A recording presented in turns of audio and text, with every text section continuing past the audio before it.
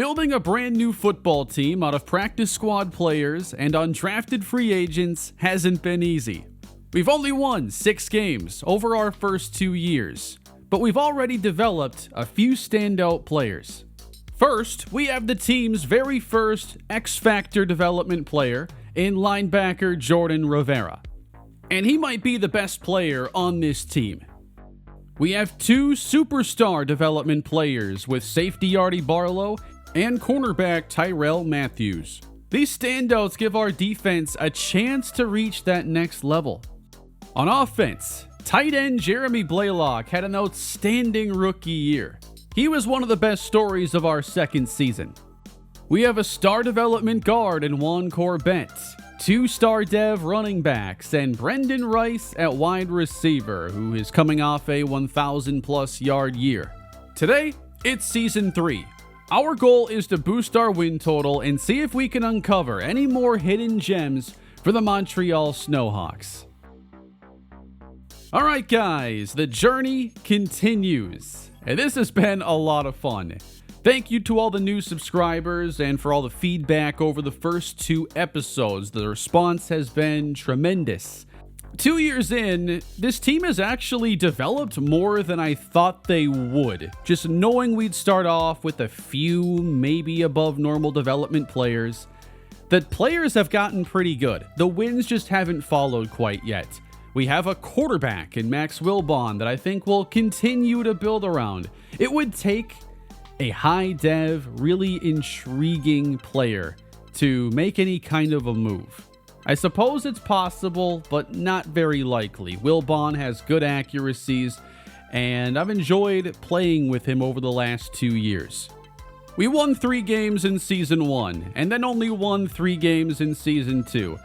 The big progress that was made was converting 3 consecutive breakout scenarios, getting Blaylock, Rice, and Vidal to the next level. And then the emergence of Tyrell Matthews, him becoming a superstar, the same happening for Artie Barlow. We've had a lot of good luck with dev traits lately. In Season 1, we only scored 15.4 points per game, and now we scored 16.4 and weren't even the worst in the league. Our running game is starting to get a little better too. I think that has some good potential going into next season. It's not tracked on this screen, but we also cut our sacks taken basically in half, from 83 to 42. The defense went from allowing 33.4 points per game down to 31.1. Still not good, but I have to think with these dev traits and the chance to get these players now into the 80s and beyond for overall, I think year 3 can see this team take a very big step. The defense is not that far away. So, we got 12% approval right now. The players like Leon Daniels, maybe a little bit. Nobody else does. We'll see if we can make some progress as we make the move to Season 3. We'll leave some players unsigned, so we have some room on the roster going into the new year. Some of these players could ultimately return still. In this series, I'm not using the NFL draft whatsoever. So, every offseason, a few lucky teams are going to get a bunch of our picks, and I'm just kind of choosing random teams kind of from the NFC to get our extra picks, usually ones that didn't finish very well. I thought after not getting more wins last episode that there would be more feedback to maybe speed the series up, maybe do multiple years in the same video, but the feedback that I was seeing was basically telling me to keep things the way they are. You guys like the about 2-hour length video and focusing on one season at a time. So thank you for all that feedback. We're going to continue not changing the rules, but hoping that we can find a couple more difference makers for this year. I think as the years go on, it becomes a little bit tougher for players to be good enough to make our team. I think left tackle's a priority. I'd like to get a young receiver. You know, somebody that is a rookie with some upside. I haven't found anybody yet with star or better development. I also wouldn't mind a young edge rusher to start developing on defense. But it's time for us to see what is out there this season. Welcome to the beginning of our off season. We got a couple kickers, fullbacks here on top of the list. Lyle Small at cornerback, so 69 overall and under. we're looking for good development traits. But I think I have some interest too in Lyle Small out of Florida. So no rookie quarterbacks have a dev trait for us this year. I have not found one yet in this series. I will, however, be signing Devontae Collier, as I wanted to add a scrambling quarterback as a backup option with 84 speed, 90 acceleration. Here's one of our new backups. We're going to sign Cliff Sherman, a running back with really good acceleration and 91 top speed. He's a receiving back, and I think he's got a pretty good starting point. All right, there's our first above normal dev player found today, Ian Morris. Slot archetype, 82 catching, 87 speed, and 88 acceleration. So we have a developmental slot receiver, and we will sign him. We'll bring in a new tight end. This is Cooper Allen, who has 83 speed and 71 short route running. Okay, how about a star dev tackle? We could have 2 above normal development offensive linemen. Now, this is not a pass protector archetype player. His pass block finesse is really bad. But Jamison Dunlap, he has star dev. That's going to get him on the team. Oh, back to back. Dylan Osborne. So, similar finesse ratings. I'll have to compare the two and maybe keep both on the roster. They got better than normal dev. We'll take a 68 overall rookie in Damon Melvin. Let's sign linebacker Bobby Hill from Louisiana Lafayette. Cornerback Marcus Peters. Not the ball hawk from a few years ago. Here is Marcus Peters from Cal, 6'3", 203, star dev. You want to talk about completing this secondary with another intriguing young player? Let's go. And we'll sign safety Tim Tate, a 67 overall.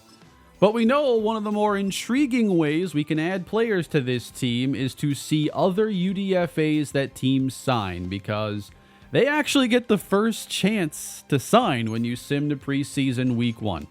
And in my experience, at times, they can find the best players. So again, we go to the salary screen, we sort by age, and we're looking for length 1, remaining 1.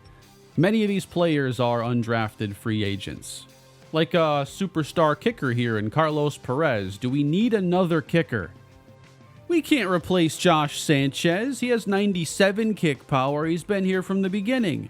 And these are the kinds of players you can find this way. Connor Logan at guard, 68 star dev. They signed an undrafted player and immediately get a 4th and 5th rounder for it. Not bad. Oh, they had an even better guard. Matthew Ramsey. Maybe I'll trade for him too. I did. Okay. Superstar dev linebacker Nick Matias. That's going to be a huge find. 89 speed with 74 awareness, 80 tackling. We're able to get him for a 5th round pick in the deep future. And then they have a star dev linebacker in Cameron Reed. So we can continue to stack up a roster here with some decent dev traits. Linebacker is one of those positions where there seems to be a decent number of undrafted players that have good development. Here's a tight end, Nick Meredith from the Eagles. We could use a tight end 3 or 2. Wide receiver is that one position that doesn't show up very often. Teams don't sign a lot of undrafted receivers. There aren't usually better than normal dev players that slip through the draft. There are a lot of good ones in classes, and teams generally aren't missing them. Kyle McCann at tackle. Maybe he ends up being one of the better options for our new left tackle. He's only 21 years old, pass protector archetype. They're over the salary cap. That's not my problem, that's y'all's. I guess we'll come back to them later on. In my Steelers franchise, the Packers had a superstar undrafted quarterback. Here is Markel Pearson, not a superstar. 66 overall normal development, though.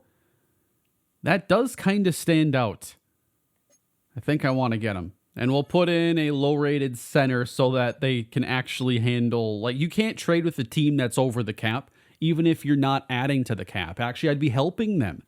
But I have to actually solve the problem to do a trade. CJ Seymour, star dev, 91 speed, hybrid safety. All right, I have gone through all the teams, made a bunch of trades.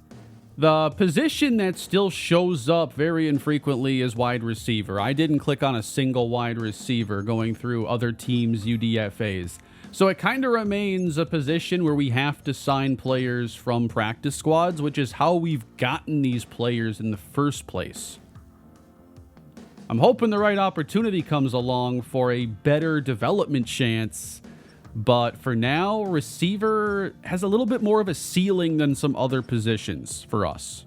So we're going to start making a few moves then to get this roster ready for this season. We'll have Markel Pearson, the new quarterback, be our QB2.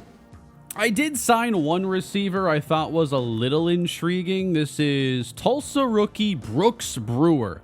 Slot archetype player with 88 speed and 91 acceleration.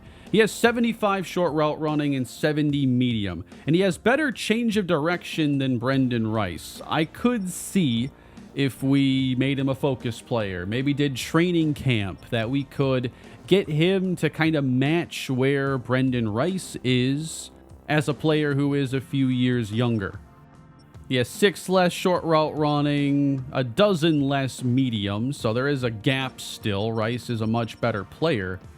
But you really have to commit to developing one of these players if you want it to work out. And in some cases, we are going to move on from some players from that original team. I think we have some intriguing young players now at tight end. We're going to release 27-year-old Jaheim Bell, who was very good in Season 1. We're also going to release Zach Zinter. I think we have some good guards that are only a few overall behind him, but are only 22 years old. And some of these players, when I release them, they're no longer practice squad eligible, which means I have no path to get them back on the team while following the rules. So these are, in many cases, permanent moves. But I like what this offseason was able to do, mainly for the offensive line and getting a lot more upside there. I already have this platinum ability for receiver and tight end training. That one feels like a must, given we're not getting star dev rookie receivers. This move the chains ability could also help. I just see the receiver situation capping our ceiling a little bit. And I think if we could get some better receiver play, that we'd be able to have a better chance in some of these games. So we'll get Camp Counselor on and our host of various upgrades. Based off these ratings, I think that our best option for left tackle is possibly Dylan Osborne. I might move Jamison Dunlap to the right side, who has much better run blocking. And it is very close here to determine who is actually the better guard between Connor Logan and Matthew Ramsey. Logan's 1 year younger, 1 overall fewer. Ratings are really similar, but I think we'll go with the 21-year-old guard then, and we're going to move him to the left side. So we should have 4 offensive linemen now star dev after just 1 in the first 2 years. I'll get the rest of my focus player slots in preseason week 2, but I will be giving extra experience to Tyrell Matthews to try to turn him into as good of a cornerback as we can. And then if receiver doesn't give us the best ceiling for playmakers, then let's keep developing Jeremy Blaylock, who we developed as a 23-year-old rookie, so he doesn't have as much time to develop in Madden as he would if he were 21 or 22. So we'll make up for that and try to get him into the 80s this year if we can. So here's the new QB2, Markel Pearson. 66 overall as a starting point is pretty good for an undrafted quarterback. That's one of the higher overalls that I've seen. If we didn't get Wilbon to 3,500 and that big 10-point boost that came with it, it would be an actual discussion. Do you make any kind of a move? But it's tough to get to 3,500. I mean, it took us every quarter of season 1 just to get there. and then didn't even get there last season with a better team. So it would probably take a higher dev trait for me to really want to try going in that direction. But you need to have a good backup. And hopefully we can get at least a good bronze there. So it's another year with Max Wilbon as this team's starting quarterback. If there was anything I could improve with him, it would just be the speed. If I had the chance to do a little bit more scrambling behind this offensive line, I think it would save a few possessions. And if you're going to attempt something similar to this series, I definitely recommend getting a scrambling quarterback. But sometimes, depending on the class and who goes undrafted, you might not have a good scrambling option for that first quarterback. And now we're 2 years in, a lot of development in, and I have no interest in starting over. We had a good running game last year, I thought. Kamani Vidal got the big breakout chance and then was out for the year. So Quentin Whiteside set the record for Snowhawks rushing yards with 490 yards this season. 1,000 yards is what you need for a big upgrade. And now that these players are at least a few years into their career, it's not as valuable. I see us continuing to use Whiteside and Vidal, but now they get to run behind an offensive line that has a lot more development upside. Last year, he was very good, especially after his breakout chance. Jeremy Blaylock returns now for Season 2. I don't think our chances are great for developing like a star wide receiver in this series, but I actually think at tight end it's possible. Blaylock, if he builds on that first season, could end up being one of the better receiving tight ends in the league, and he could basically be that number one receiver. He broke a ton of tackles in Season 1, made a lot of good plays for us. Unfortunately, he's not doing quite as well in the drill this year. We got gold in our try a year ago. Maybe our secondary is getting a little too good. I think the best way for us to improve our win total this year is to have an offensive line that just raises the floor and ceiling of everything we do. Let's be a little bit better running the football after being the 27th ranked team in Season 2 as opposed to the last team in Season 1. Hopefully we can cut down the sacks even more. And if we don't have the best receivers, we can help make up for it a bit with offensive line to give Max Wilbon as much time as possible. So this drill we're doing here, this is Dylan Osborne, the new left tackle with star dev. I'd love to see him have a chance to raise his dev trade off this. That would be a huge break. Doesn't happen, but we got a skill point. I haven't really added a pass rusher yet. I know our pass rushing needs to get a little bit stronger this year. There were too many times late in games in Season 2 where we're trying to get a big stop there at the end, and our pass rush is just not enough of a factor. The secondary is getting better, but we need these two to play more in sync. We have some good rushers. Xavier Thomas had a double-digit sack season. Madrano was solid in both Season 1 and Season 2 and remains one of our better above normal development players on the defensive line. And thank you to whomever told me that you can use X here in the trenches to disengage, because that has made this drill significantly easier. Jordan Rivera is fantastic. He's our only X factor. Maybe we start developing one of these new linebackers like Nick Matias.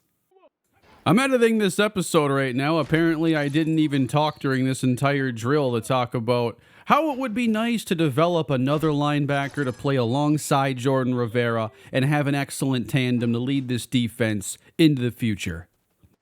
Let's see what position battle storyline we get now this preseason. Who wants to climb the depth chart?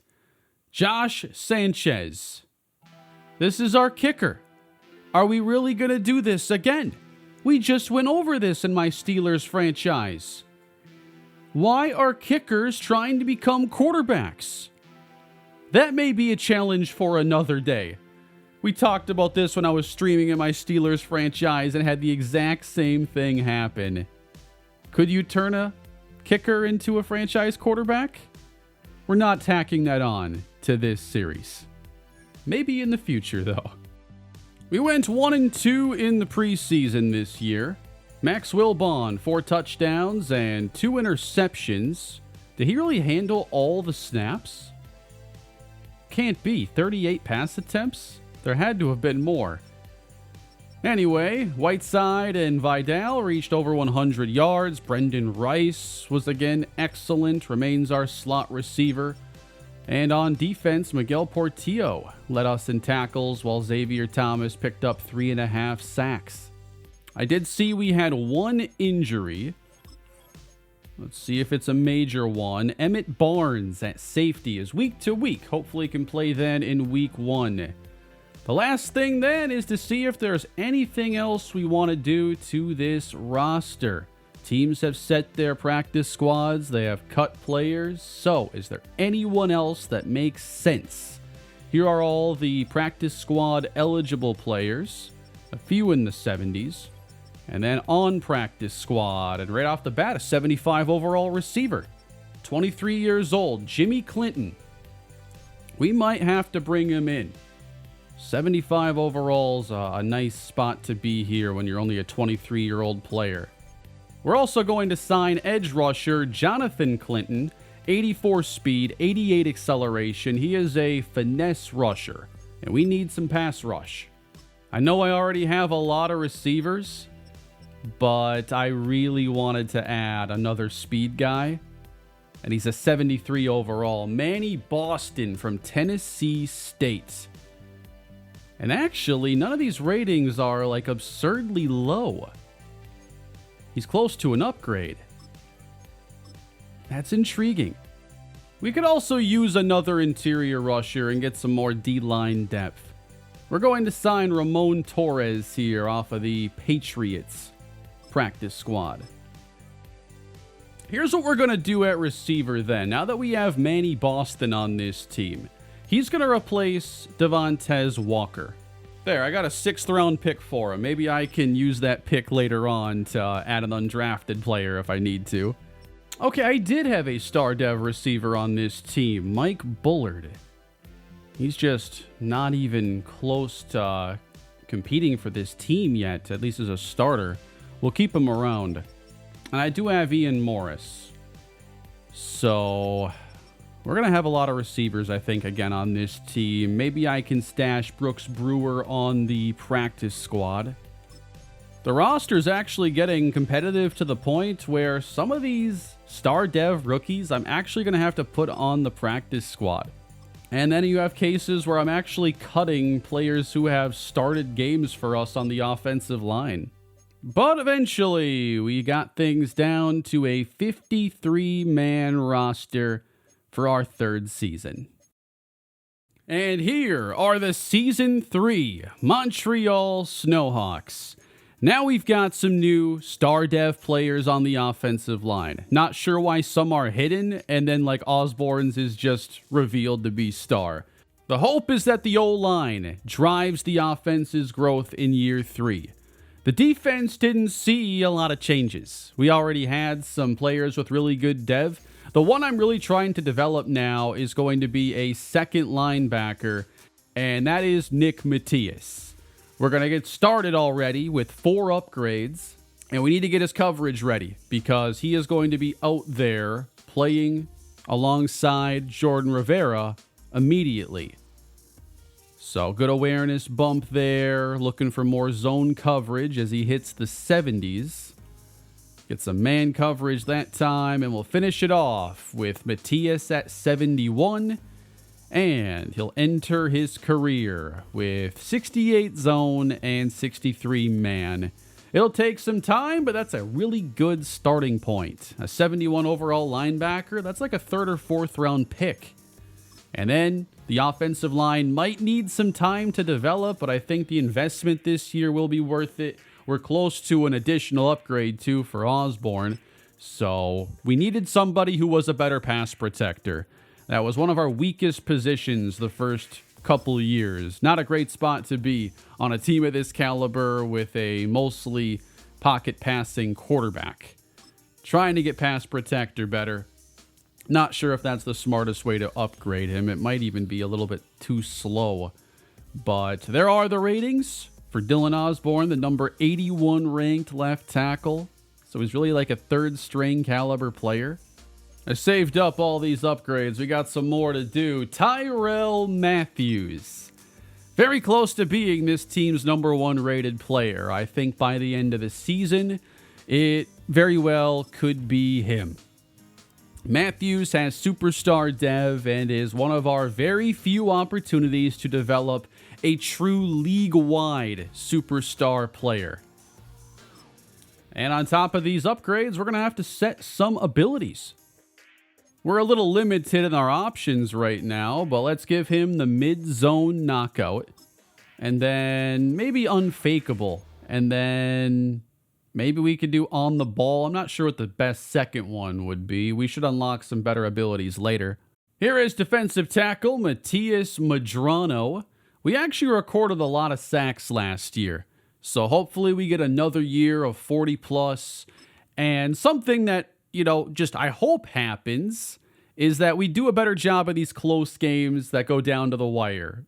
For some reason, I was much better doing that in Season 1 versus Season 2, where we had some chances, didn't come through, but we were in the vast majority of our games to the very end. Just need to come out the winner. Quentin Whiteside now, 78 overall, 94 juke, 92 spin. And I'm very interested where Jeremy Blaylock ranks at the tight end position by the end of the year. He's now a 77 overall. That's going to put him as the number 22. So he is a starting caliber tight end. A lot of teams would like to have him, and they can't. In the event that Max Wilbon gets hurt, I feel a lot better about QB2. What was that boost? 68 to 70? That's a 6-point accuracy boost. Markel Pearson at 70 overall. Some of you would be saying just start him now. Get him to 4,500 and let's see where he goes. For the first time, it's actually kind of intriguing. That would be a pretty bold move. Here's Max Wilbon, number 29 ranked quarterback. So even if he wasn't starting for us, he likely would be somewhere. Juan Corbett is the top-ranked offensive lineman. Hopefully by the end of the year, we've got more players approaching like that 75 overall range. We're going to take a little bit of an overall hit to start the year with players like Emmett Stewart now being on the bench, but we got to go after those higher depth traits and develop those players. I don't think I'm going to make the move with Pearson. The argument would be that there's more mobility. Better acceleration, 7 better speed. Would it be enough to be worthwhile, though? Oh yeah, we get to give Jordan Rivera an X Factor. I think I want this run stuffer ability. Short route knockout, I always like that one. And let's put in Reach Elite. Should get access to some different abilities here soon.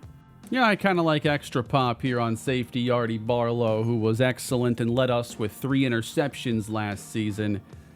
I think the team is ready to take the field here in Season 3. We're going to start our year against the LA Rams, and then we get the Bills, so it feels like 2 really tough games straight away. We're only a 74 overall, not expecting a lot out of these first 2 weeks.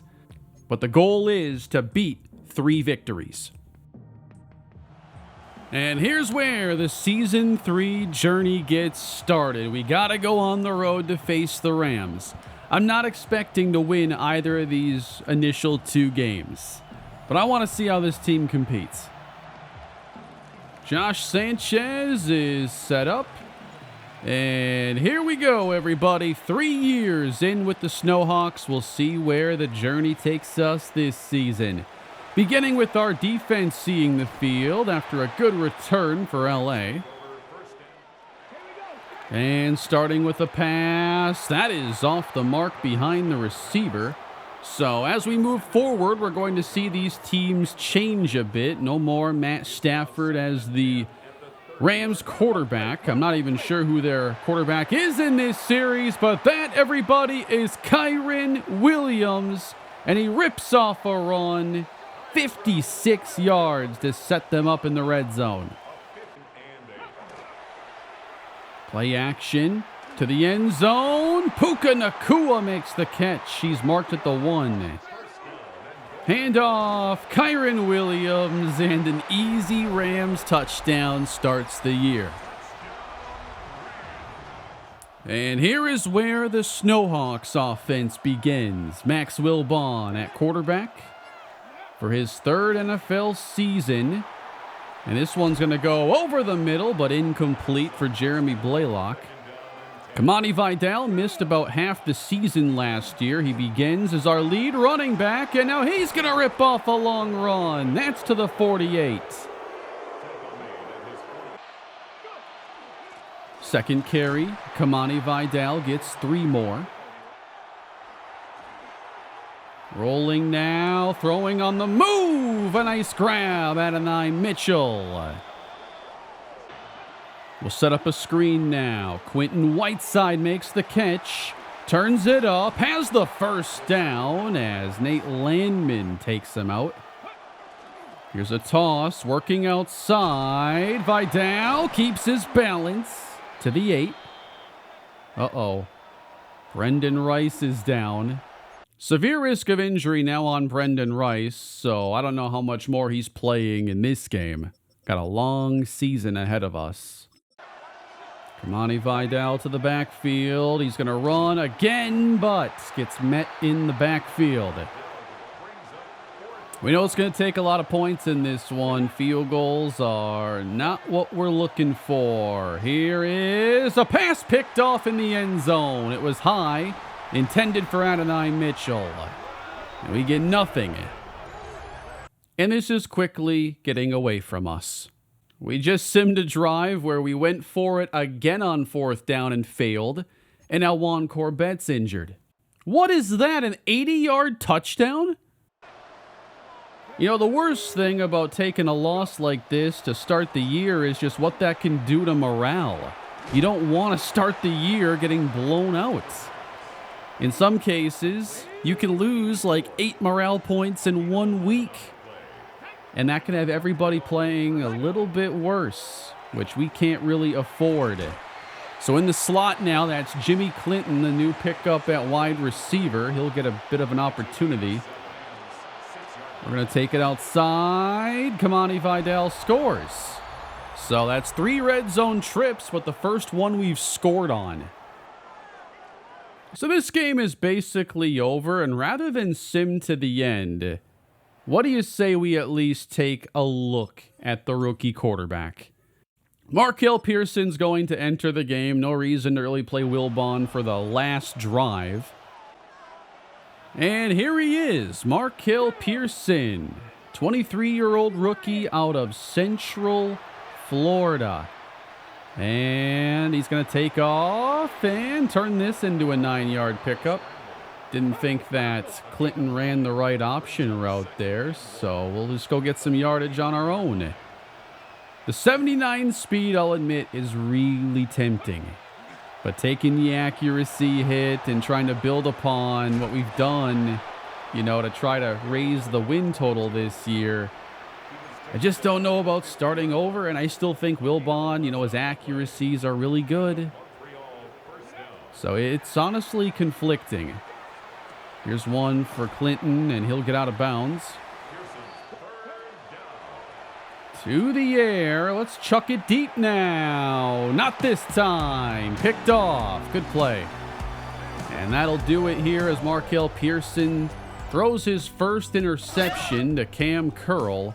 We lose the game 37-14. You just can't fumble away those red zone chances like we did.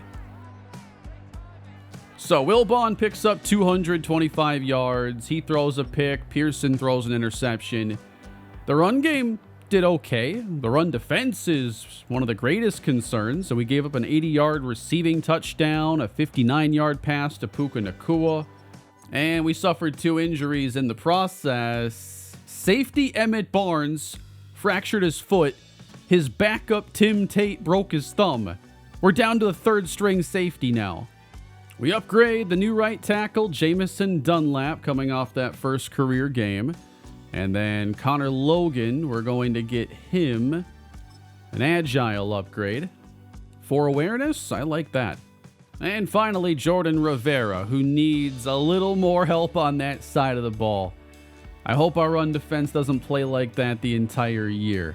But next we get Buffalo, and we pretty much lose to them by 40 points every time.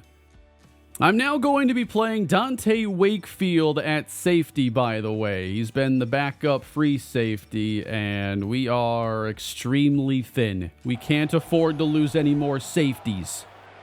Bills are up first in this one. We'll start this game the same way, playing out those first initial possessions, see if we have a chance to keep this one any closer. That Rams game didn't give me a lot of hope. Josh Allen now facing year 3 of the practice squad defense, and he's got a completion, gain of 7. They're running to the right. James Cook is taken down. Good tackle by Wakefield. 3rd down and 4. Let's get off the field right here. Bills send out some motion, and that is just enough. Josh Allen on 1st down. He's running around and out upfield, and that is another gain of 10. Allen's pass again complete. That time Matthews was in coverage. Playing a lot of man-to-man. I think we have to embrace a little bit more aggressive style of defense. Might not work, but we have to try. I just know if you can't get pressure on a good quarterback and you sit in a standard zone defense, you're not going to get what you're looking for. You got to get to the quarterback some way. Josh Allen completes it. Again, Matthews unable to defend that. And I mean, he is our best cover corner, but he's still a 78 overall player. In year 2, though, he's got time. Quick pass. Again, Shakir. He's kind of that archetype that's hard for us to handle. Just good route runners that get open quick and make plays after the catch. Goal to go, Buffalo. James Cook's going to head outside and put points on the board. So things still seem extremely difficult on this side of the football. Wilbon hands. Kamani Vidal will pick up 8. Whiteside in the game. He's got a blocker thrown on the ground. Had to dodge Jorge Quintana, the center. That's a mess. Oh, what just happened? We got a pick. Azariah Thomas, short field. All right, red zone trip. We can't get 0 this time. We can't do it again. Kamani Vidal on the carry. Kamani Vidal to the end zone. Now, Vidal was our lead rusher in season 1, and he had 2 touchdowns. Last year, Quentin Whiteside was our leading rusher. He had 1 rushing touchdown. We got to get a few more. We've actually gotten like 3 stops in a row, but then we threw a pick. And then we got a pick right back, Dante Wakefield. We've intercepted Josh Allen twice. So the score is in a lot better spot than it usually is against this team, 14-7. As we begin a little 2-minute drill, and this one is caught by Jalen Coker. Over the middle, got it there. Quentin Whiteside with that elite juke ability. I might be willing to go for it here if we can't convert. 3rd down and 8. Well, that's good coverage. Coker's going to get maybe enough for me to consider going here. We're going to throw it on 4th down. I'm not really sure I needed to do this because I'm probably going to kick just a field goal anyway. And it's easier to kick in this game than CFB. So I could probably handle a 55. I'm used to playing CFB where I try to shorten those kicks usually as much as I can, especially when I'm on the road. Wait a minute, it doesn't usually do that. When did it start doing this? Josh Sanchez is going to drill the kick anyway. I noticed on the opening kick it was like wiggling the meter, which it doesn't normally do. Nice run from Kamani Vidal at 33 yards. We're trying to get this second half off to a better start.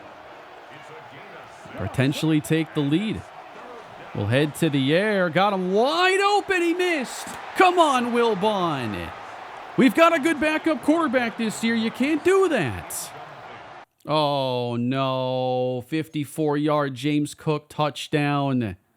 And it's getting away from us. The margins are so thin. Dumped out to Whiteside. Nice pickup. We're down 18 here in the fourth quarter. Now a throw. We're going to get it out to Blaylock. A first down. Just 101 yards for Wilbon. Up the middle. There we go. Nice blocking. Touchdown. Kamani Vidal scores again. Nice job by Juan Corbett, number 59, leading the way. We're going to try to cut into this lead. And Adonai Mitchell not able to get open. I want to find that higher tier of receiver, but it's extremely difficult. Down 12. Josh Allen has the ball. Dishes it out. That's a Buffalo first down. Good to know they now have Teteroa McMillan on this team. The receiver situation has gotten a lot better. They have another receiver who's an X factor. Josh just missed him. Sending some pressure, and Allen's pass is batted away by Artie Barlow. Got to get there. Allen, come on. Automatic. James Cook inside the 10. Third and goal. Josh Allen low, so they're not going to go up 3 scores. Oh, come on. Do we just have a penalty on the kick return, and now we have to start at the 3-yard line? This team makes a lot of silly mistakes. Well, that's what I got myself into here with this series. Another bad throw from Wilbon. We're going to set up a screen now. Kamani Vidal cuts outside. That's some breathing room. Feels like we haven't gotten to open up the passing game much yet. Great catch made by Jalen Coker. Heading to the air. There we go. Brendan Rice. Uh-oh. Wilbon just got hit on that play, and he is down. Oh, wow. Max Wilbon to the sideline, and in comes QB2, Markel Pearson.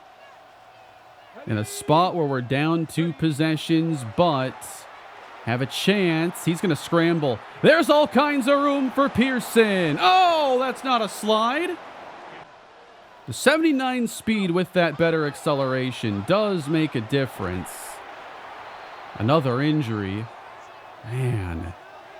Yeah, keep Pearson in. Probably going to have him finish this one out. Heading to the air. Oh, if they call man coverage, it's like automatic win in their favor. Bruised ribs for Juan Corbett. Extra protection in the game now. And why did Wilbon re-enter? I thought I said to have Pearson stay in. We need some time on this one. It's 4th down and 15. Bills playing coverage. On the move. Whoa, he almost caught it. Gave Adonai Mitchell a chance. That's probably game. It's better than most of our games against the Bills have gone. 31-16. I expected to open 0-2. Having a lot of trouble just throwing the ball, you know, even more than earlier in this series. But I guess this offensive line didn't maximize it for overall. I maximized it for the development And I'm guessing the start of this year could be pretty rough. But we got a couple turnovers. We kept ourselves in the game. You know, we didn't lose either of these games by 40.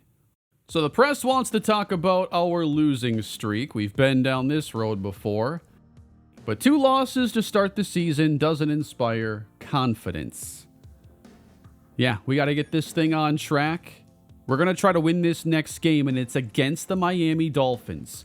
We opened this series by beating them in our first ever game, beating them twice in our 3-win season. But last year, we lost both meetings. They are only an 80 overall team. That's extremely low for Season 3 of a franchise. They're fast. They got Jalen Waddle and Devon Achane, so if you limit the big play, what can you make happen? They also have a really good young quarterback in Mike Robertson. This division, the AFC East, does not give us a very easy path just because of who the quarterbacks are.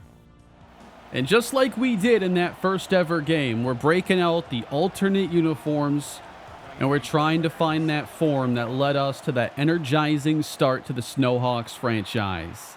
Week 3 underway. Jarrell Hines with a good run back. Max Wilbon gets the start.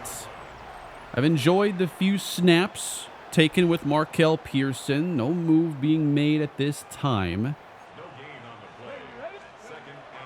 We're going to head to the air. Quentin Whiteside chased down by Minkah Fitzpatrick, but a good gain.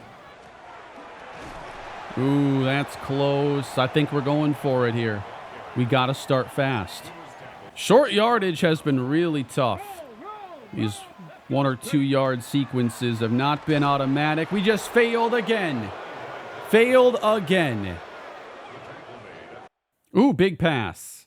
Max Wilbon to Adonai Mitchell. We need that. Rolling out to the right side. And Wilbon is going to scramble ahead to the 13. And again, throwing. This one is caught as Blaylock goes to the ground. Touchdown, Montreal. Oh, we just gave up a 3rd and 20. Our defense is definitely doing some things better. Is that promising? 4th and 2. We got turned away on one of these earlier in the game. Running right up the middle, Devon Achane. He's brought down at the 5.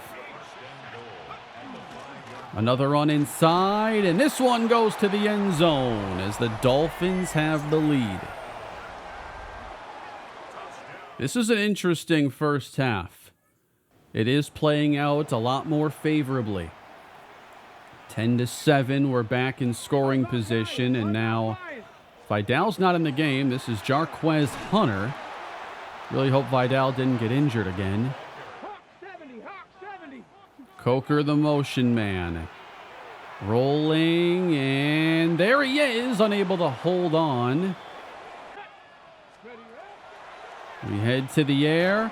Man, I thought we had something there on the left side, but the pressure is just getting there instantly.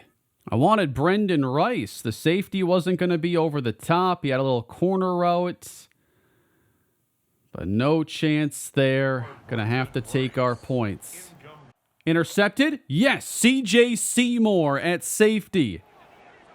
Wakefield got a pick last game. I think I have to update the depth chart again. But Seymour just got us an instant chance to add on. That's out to Rice. And again, it's a little stick concept. And Wilbon is still hit as he throws. Whiteside gets the carry, and he finds the end zone. We have pulled in front once again. Trying to keep this lead on our side. 3rd and 10 Miami.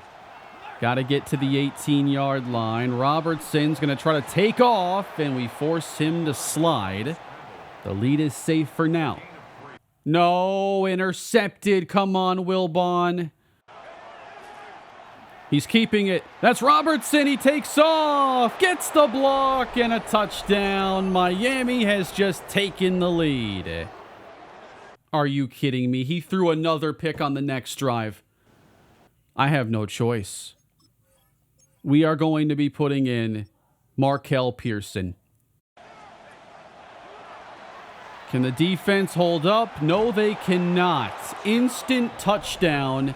And the Dolphins are on a nice second half run. Already up 10. Fine. We're going to give Markel Pearson a chance then. Max Wilbon is hurting the team. And Pearson is looking to give us a spark. This is Mitchell Evans. Not exactly what we're looking for there. Got to get these third downs. Come on. Hit as he throws. It's getting tough to pass anywhere. They just got 27 on a 3rd and 20. We're having opportunities, and we're just wasting them. Intercepted again. We're going to lose to the Dolphins for the 3rd consecutive game. When it rains, it pours, man. A multi-interception game for Pearson, multi-interception game for Wilbon. There was no reason to lose this game like this. We led at halftime and didn't do a single thing right in the second half. Pearson 5 for 14, 2 interceptions. Some of that simmed, some of that I played. Not the solution, though. Not to this problem. We got to do something. I just don't know that changing the quarterback is the answer right now. We've got 7 picks to 1 touchdown.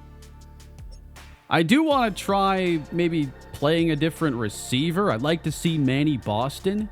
And we are seeing that morale is affecting this team. And that's when it starts to make sense to maybe try some other players that aren't getting the morale negatives.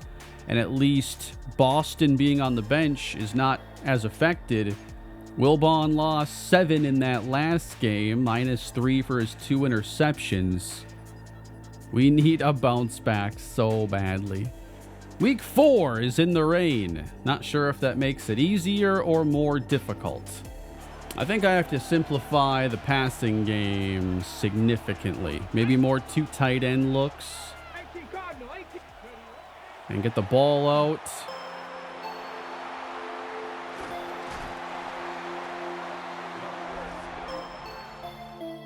I don't know how we're actually moving the ball on this drive. Oh, Jeremy Blaylock made 3 catches. We got a minute. Got 1 timeout, so I can't really afford to run the ball much in this case. That ain't bad. Back to the air, floating for Blaylock. Lost his footing. If we want a chance to win, we've got to get some touchdowns. There's one. Touchdown, Adonai Mitchell. Are you kidding me? Are you kidding me? 70-yard touchdown there with time for like 1 play. It's now 20-7. We move ahead into the 4th quarter. Gotta have a big final quarter here as Adonai Mitchell gets us 15. Wilbon's actually having an okay day. He also threw another back-breaking red zone interception. 3rd down and 1. These are so difficult. That's out. Caught. Clinton, nice pickup. Let's take this to the weak side now on 3rd down. That's better. Vidal, 1st and goal. Play action, and gotta throw it now. Incomplete. Vidal got taken out in the backfield, so the primary guy wasn't even there anymore. We're going to throw high. We have to go for it again. We can't kick a field goal. And here we go. Pressured. I mean, it's just showing up quicker than ever this year. I am not handling the state of our offensive line very well. There is just not time to do anything as we fall to 0-4. It was a little bit better for Wilbon, but we are so atrocious in the red zone right now. Running game wasn't really there today. Blaylock had 9 catches. That's cool. We might just have to feed him every target and try to get him to like an 85 overall. Let's slowly make things a little bit better. I gotta go pass protector, even though these upgrades always seem to let me down. Vertical threat for Jeremy Blaylock. A lot of skills going up, including medium route running, spec catch, stiff arm. But he's got a morale drop just like most of our team. The rookie tackles are having a tough transition to the NFL, so we're going to go pass protector on Dunlap. And we're doing the same on Dylan Osborne. We're not going to spend much time on this Cardinals game. We lose 31-10. I really feel like our only chance to win games is going to be later in the year after like a bunch of upgrading. The offense is just... Maybe this was too much change at once with the offensive line. Juan Corbett gets a nice little boost. Can't hurt. Another interception. We are going to have such a different quarterback stat line this year, and we've given up so many big touchdowns. This has been the hardest episode of the 3. Oh, we just hit a big touchdown. We just had 46 yards to Brendan Rice happen. Intercepted? Azariah Thomas. Okay. You have my attention. Allow me to enter and hopefully not screw up another red zone sequence. We've had enough of those. Out of the eye and heading outside. Vidal turns it up to the 7. Off the fake. Mitchell Evans. So close. Balance out this formation from the 1. Get Whiteside into the end zone. We have a lead. Can we hold it? We'll see. Got to play better situationally. 4 minutes till halftime. Up by 7. Here's a play action. We'll get that to Whiteside. Not a bad start. Vidal on the carry. Bouncing off that first hit. He's actually having a pretty good day. So if we can run much of this time off, add more points, keep them from having another drive, that's a big step towards trying to win our first game. Out, caught, Manny Boston. He's playing over Jalen Coker. It's an opportunity for him. We're throwing over the middle. There it is. Brendan Rice. First down. I'm trying to play at the zoomed out camera too, see if it fits me a little bit better. That's caught. Adonai Mitchell. About a minute 30 left to go. Blaylock. I don't know why he went down, but we'll take it. The CPU's a lot better about using their timeouts in these situations, so I can't just run it out here. Can we put this in the end zone? Not this time. We'll take the sack, we'll run the clock, and we'll take our points. We lead by 10. This is a milestone. And we got a sack that should end the half. Well played. That was a good half for us. And we get the football now. Okay, let me get back in there. Vidal in motion. And just getting that one out. The coverage has been really good today. 3rd down and 5. There we go. Between the defenders, Blaylock. Good catch, Brendan Rice. I mostly play this series with coach suggestions, by the way. I don't know. I don't really like navigating the playbook at all here in Madden with the interface, I guess. And I don't know the playbook that well. I go kind of back and forth, but I tend to go off of CPU suggestions. Here we go, inside with Vidal, and he's brought down at the 10. Another run. Can he get there? Vidal makes it to the 2. Whiteside is in, and he scores! Touchdown, Montreal! We bookend halftime with 10 total points and now have our biggest lead in ages. We're going to take a 3-possession lead on the Cincinnati Bengals. We've wasted a lot of chances this year, and this cannot add on to the list. All right, Bengals only have 67 passing yards. That is shocking. And one of those plays they had was a 40-yard touchdown to Jamar Chase. It's him, it's T. Higgins, it's Joe Burrow. Here is a run to the right. Good tackle. That's Braden Swinson. 3rd down and 6. We blitz Burrow, and that is caught. Burrow over the middle, and a big pickup. That's Breece Hall. This offense is still loaded. 1st and 10. Pitch and catch. They're in the red zone. It's goal to go, Cincinnati. Trying to cut into our 3-score lead. Joe Burrow. Oh, that was actually close. Barlow was only a step away. 3rd and goal. Burrow over the middle, and Chase doesn't get in. It's 4th and goal. 4th and goal. It is a throw. Okay, why was that so easy? I'm telling everybody to press and making all these adjustments, and you're just going to give them one for free? Oh boy, 3 and out. Oh no. Chase for 25. Now the Bengals are only down by 10 in the 4th quarter.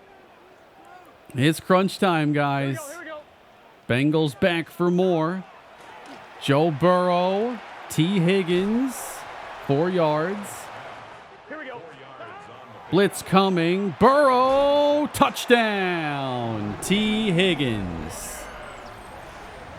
Now they've found their groove, and we're going to have to score again. Boston's going to handle this return. And take it out to the 27. Here's our biggest offensive drive of the year. We've played one of our best games. Awesome defense in the first half. Not so much since. Whiteside only gaining 2. Heading to the air. Rice is wide open. Oh, I thought I was about to get the angle there to the outside.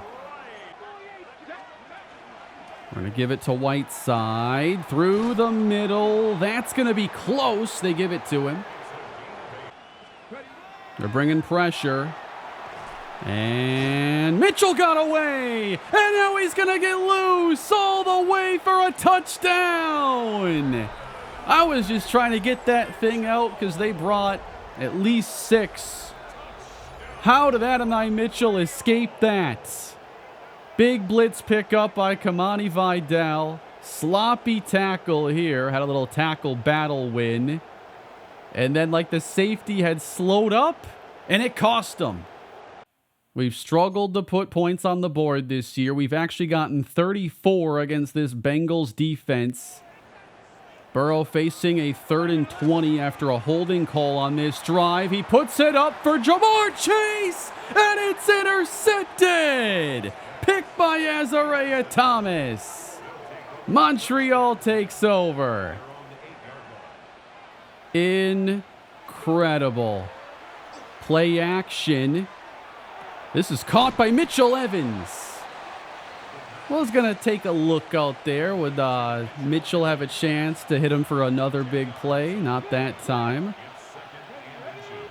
And now we're going to run on 2nd and short. Kamani Vidal, 1st down. Play action again.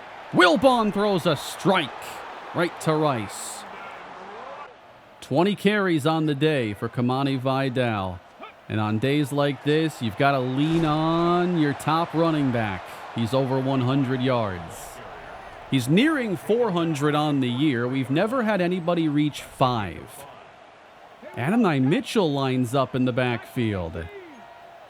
And we're going to change the play. It was going to be a toss. And it's like they knew my play call. So Mitchell from the backfield. He's going to stay in on 3rd down and 4. And Wilbon throws it off the hands of Boston. Here's Joe Burrow facing 2nd and 10. The pressure got there with only a 4-man rush. Now he throws to T. Higgins. We'll let him have these. They're going to use up a lot of time going 5 to 10 yards at a time. But this cover 2, I think, just plays a little too loosely. Breece Hall, so slippery. Nice. Good play by Artie Barlow. Incomplete for Higgins. Here's 3rd and 5. Burrow's able to get T. Higgins and a 1st down. He didn't get it. That was a 3rd and 1 failure. So I gotta have it spot here for the Bengals. As the warning approaches, now who moved first? That's us. Did you just do it again? Where's the discipline? That's Santiago Ramirez. 1st and 5. Oh, what a play. That's Barnes. Emmett Barnes, the starting strong safety. So the Bengals have 4 clock stoppages to go. The warning is just about here. And this might take us there. Breece Hall. Burrow has them hurrying up. Under 2 minutes to play. Quick tackles, and time continues to tick away. Burrow under pressure, puts it up. It is knocked down by Thomas. And with all their timeouts intact, they are going to kick the field goal here, and it is good. Come on, hands team. McPherson's kick is scooped up, and that's Rice. The Bengals can get the ball back now, unless we can find a way to get a 1st down or 2. 2 tight ends in the game. Kamani Vidal one more time. Lost the football, and we were able to get back on it. Jarquez Hunter is now in the game. He gets the carry. Man, there was some room there, and the defender just grabbed on. A 1st down here would end it. They're playing their safeties back. We go fake fullback dive, pitch to Hunter, and that is going to do it. 1st down Montreal. We are going to win this game. You need the left tackle to hit his block, and then you see what the outside linebacker does. And he reacts to that fullback dive. We get a good enough block there by Osborne at left tackle, and with Hunter's speed, we'll get the edge. It was a lot of work, but we are going to get that 1st win of the season. We just needed some things to go our way, and then we capitalize on our chances.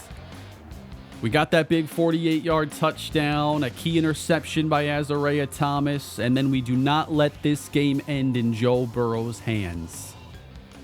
1-5 isn't what I had in mind, but at least we get that first one out of the way. Huge win. And a good game for Max Wilbon with 278 yards, silencing that quarterback controversy for now. 100 yards for Kamani Vidal. He did fumble twice, a bit out of character. Good day for Brendan Rice. And I'm happy to see our defense create some splash plays. 2 sacks for Matias Madrano, 2 picks for Azariah Thomas. That is what it takes. I'm upgrading one of our defensive coordinator's abilities. We're going to go with this Island King. So we're going to get +7 zone coverage for our corners and safeties. I think that could play a big part in us trying to get some more wins. I'm still doing a lot of development, but I also want to choose abilities and try to figure out what it takes for us to get at least 4 wins. Upgrading linebacker Nick Matias. Haven't talked about him too much yet. For Manny Boston, let's go with a playmaker upgrade. Hope we get some route running in this. A lot of ratings on the way up, including 1 short route running. Same upgrade now for Adonai Mitchell. And because he's a few years into his career, he's not getting many upgrades. Might be his only one this season. Got a lot of receivers to upgrade. Jimmy Clinton gets a 3-point medium boost and a 2 deep. Sometimes it also depends on just the luck with the way these players develop. That's significant there for the route running. And then we've got Mike Bullard, who's not likely to see the field a ton. But with star dev at 23 years old, we'll see what the upgrading luck does for him. Yeah, maybe we get Jimmy Clinton in over Manny Boston. He's got the better route running. He has the higher catching and catching traffic. So quick check-in, 5 games into the season. We still rank toward the bottom in many categories, but 16.3 points per game, and that's with a really bad start. Trying to get Wilbon's season on track. 4 touchdown passes, 7 interceptions. Vidal's doing his thing and playing well. We're not getting a whole lot of Quentin Whiteside. And then Adonai Mitchell, the team's leading receiver. I don't like Blaylock here being at 38 yards a game, though. That's got to go up. Yeah, Dylan Osborne's having a tough intro here. 11 sacks given up. Feels like that left tackle spot is the most challenging to get right, no matter what series I'm working on. Our chances at back-to-back wins don't look great. The Baltimore Ravens quickly put 2 touchdowns on the board. And if we're going to have a chance at a comeback, we've got to get some touchdowns. Jeremy Blaylock is the motion man on 2nd down, and incomplete. All they got to do is call man coverage, and things kind of fall apart for the offense. Heading to the air. Outside for Whiteside, and again, we've been living in 4th and short when we get deep into enemy territory. So, heading to the air. Catch that! No! We fail again. All right, we've had our fair share of shutouts in this series. This one is the first of year 3, 35-0. Wilbon doesn't get very much going, just 163 yards. The run game, don't even get me started there. Couldn't even reach 10 yards with Kamani Vidal. You know what? I think I forgot to trade for this guy earlier, Kyle McCann. Glad I remembered here right ahead of the trade deadline. He's one of the best pass-protecting tackles. At least he's still developing with San Francisco, but now we can actually swing a trade. What's it going to take? A 6th rounder. Maybe we'll try McCann as our new left tackle and see if there's any sort of noticeable upgrade. He has a big edge in pass block finesse and an edge in pass block power. I just found a safety that became available, and that is Kurt Daniels. 3rd year from Notre Dame. He has speed and really good zone coverage. We're going to bring him in. Okay, a 76 overall receiver is now on the Raiders practice squad. 94 speed, 97 acceleration with star dev. Never change, Raiders. Victor Vega. Yeah, we're going to bring him in. This offense is so desperate for an upgrade, a spark of some kind. And he's a 76 overall. They should have never put him on the practice squad. So we'll have to reshuffle some things. Mike Bullard's going to head to the practice squad now. We'll release pass rusher Ruben Clay. And we'll send safety Tim Tate to the practice squad. I'm excited, though, to have Victor Vega on this team and to get some more explosiveness at receiver with star dev, 76 overall. We're going to try to feature him immediately. He's 25, so same age as Adonai Mitchell. We'll see what he can do the rest of the way. Upgrading Connor Logan. Making some decent progress. We've got some lower 70s rated offensive linemen now. Just 21 years old. Gives us a chance to actually develop maybe a couple decent linemen. Facing the Steelers now. It's the 8th game of the year. Searching for win number 2. And we've got a little play action pass. It is off the mark from Wilbon. Man, these accuracies are not helping. Giving to Kamani Vidal, and that is Derek Harmon. Probably upset about the years of play he's had in the Steelers franchise I'm on, where we haven't been very good. 3rd down and 10. And forced out of the pocket. That's going to be picked. Not much goes our way until Tyrell Matthews comes up with an interception. And at 17-0. Let's get one to Vega here on the screen. Get him introduced. Whiteside now on the catch, coming across the middle. I'm still very conflicted on the identity of this team when it comes to passing the football. Going with more of a spread approach now. Nice catch. Vega, his 3rd.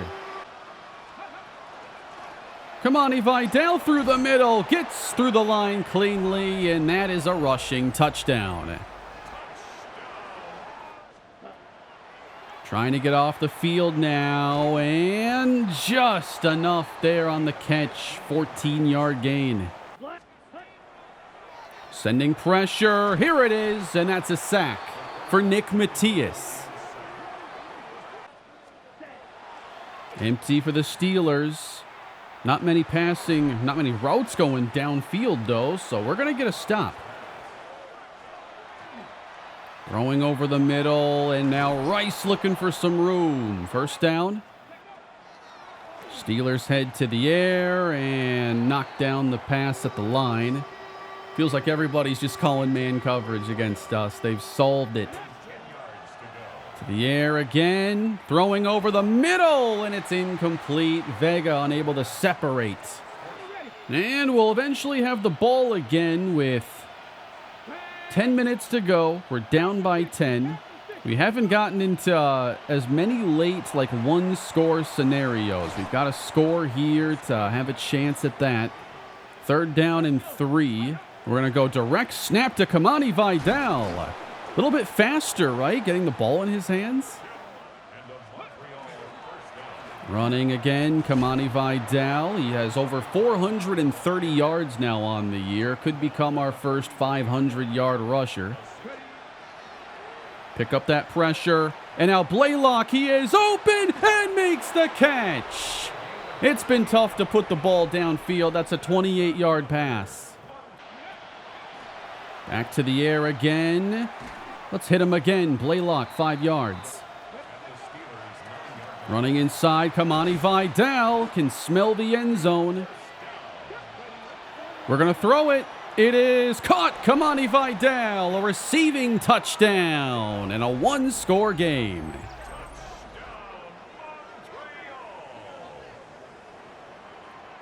Steelers only up 3. And the defense now trying to make a play.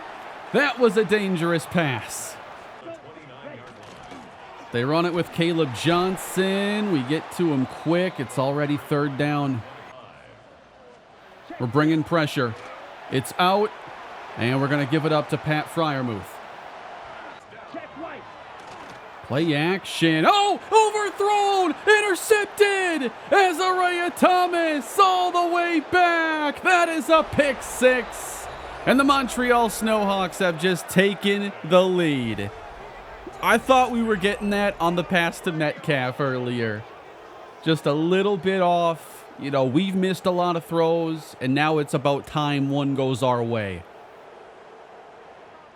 And just like that, we've erased a 10-point fourth quarter deficit. 6 minutes to go. We bring even more pressure, leaving space for Caleb Johnson. Nice gain. Right up the middle. It's the Caleb Johnson possession. Already at our 36. 5 across the line. Potter 3rd and 6. Can our defense come up here with a play? They're going deep. 1-on-1 and knocked away by Azariah Thomas. Got the pick 6. Forces 4th down. And here we go. It's 4th and 6. He's going deep again. Freiermuth. unable to make the catch. And he had him beat. We just caught a huge break because what's going to happen here is our blitz is going to drop Colin Oliver. Now, maybe he's one of the better defensive ends to drop if he's going to have to cover all the way down the field. Luckily, he's able to make contact and keep the lead from going back to Pittsburgh. We're not in the clear yet, however. Around 4 minutes to go. Steelers have all their timeouts. Running to the right and having to bounce it. Kamani Vidal will get 7. 3rd down and 1. There's space. Following the block of, Adonai Mitchell, and a Whiteside breaks away. Chased by Porter, and all the way he goes. What a play. Quentin Whiteside just went 60 yards to the house. All we wanted was a couple yards, and Whiteside cranks it up a little bit. Ramsey, he's playing outside, so we get this huge gap here. And just following Adonai Mitchell. And here's the big missed tackle. 46 of these yards come after contact. Whiteside's a tough guy to bring down. He can make you miss.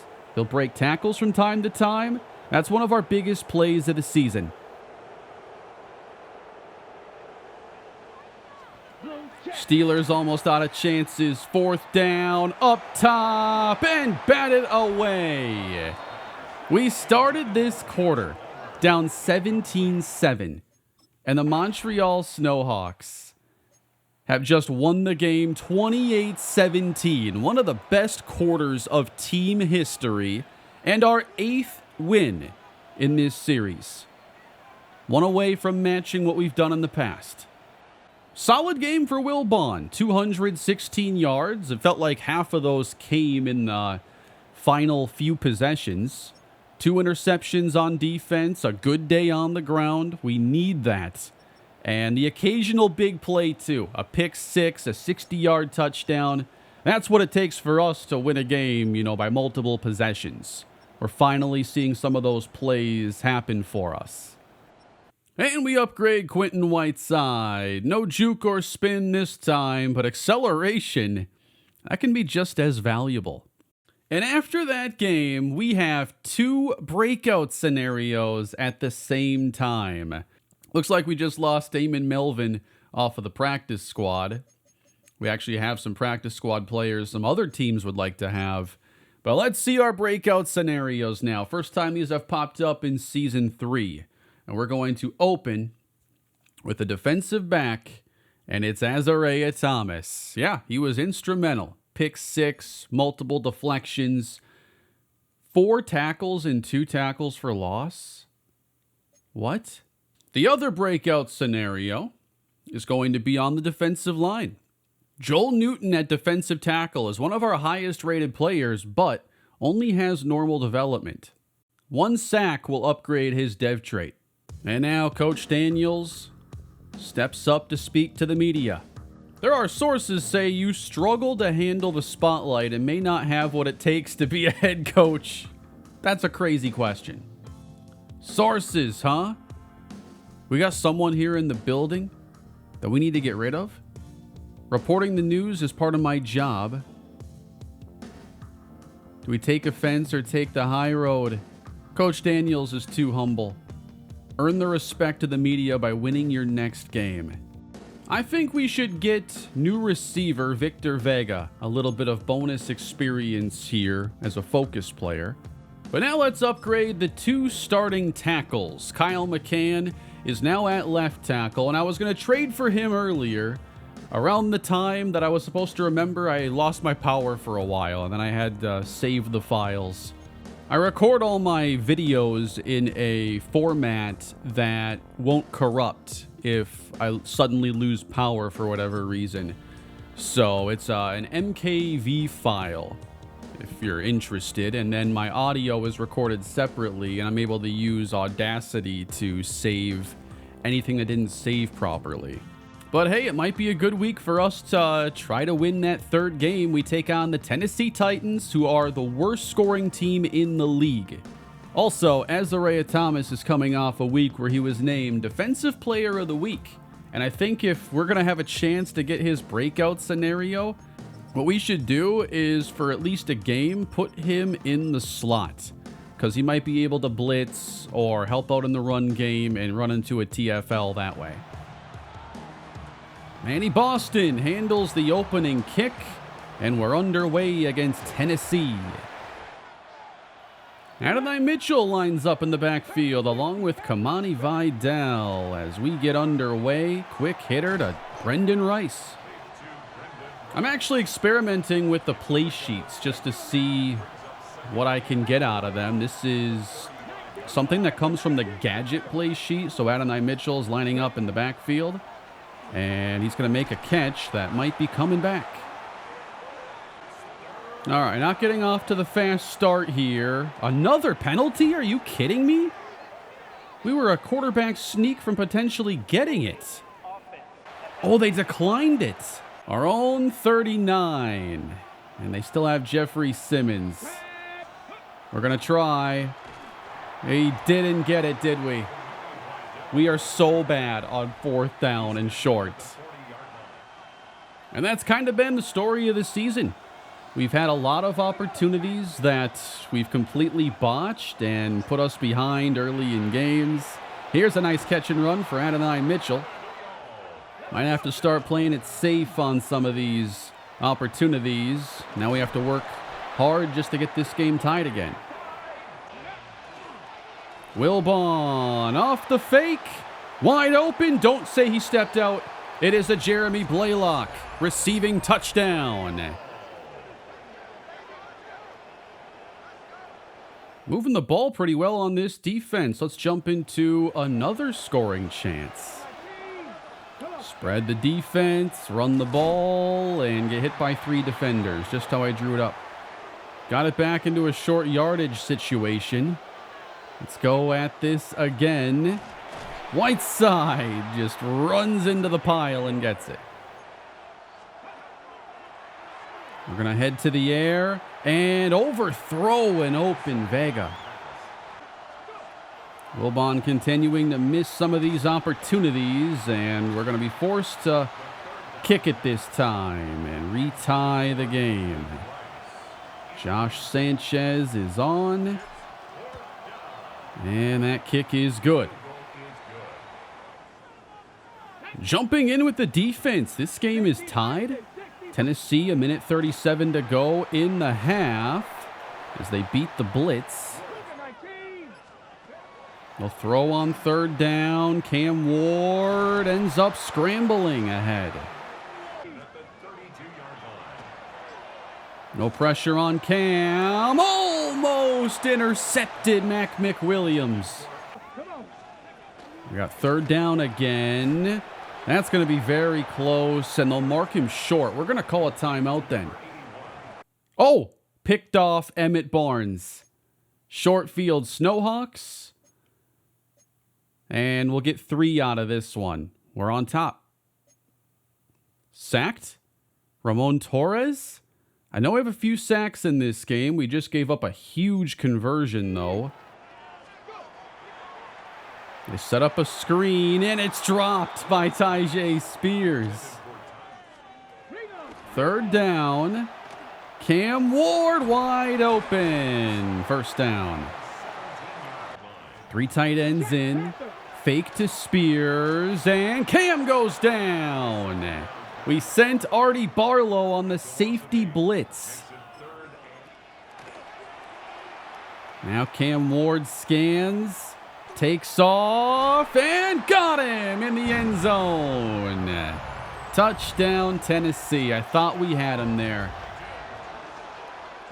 This is going to be a really nice game, I think, when it comes to just overall yardage for Montreal. And now it's the 4th quarter. This time, it is a 1-possession game. We're going to head to the air with this. Get it out. Oh, my, he caught it, Brendan Rice. Inside give, blocked well. Kamani Vidal to the 4. Trying to cap it off, and Quentin Whiteside has the touchdown as we take a fourth quarter lead. Tennessee on the move now. Nice tackle again, Jordan Rivera. Cam Ward lobbing it out. Good footwork. Oh, they're going to be throwing here. They send Spears out. That's open. Titans convert. They sweep it. Blocked well. This could be trouble. 10-5. Touchdown. Tennessee runs to a fourth quarter lead.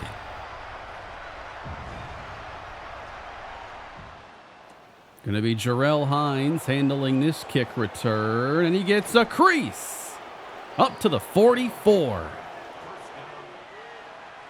We head to the air, and come on, catch that. They're blitzing. Give me that. That's open. Blaylock doesn't let us down.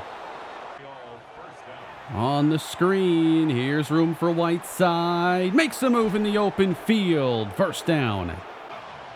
Third down. Yeah, I don't know. I made a bad call on that play. It's 4th and 7.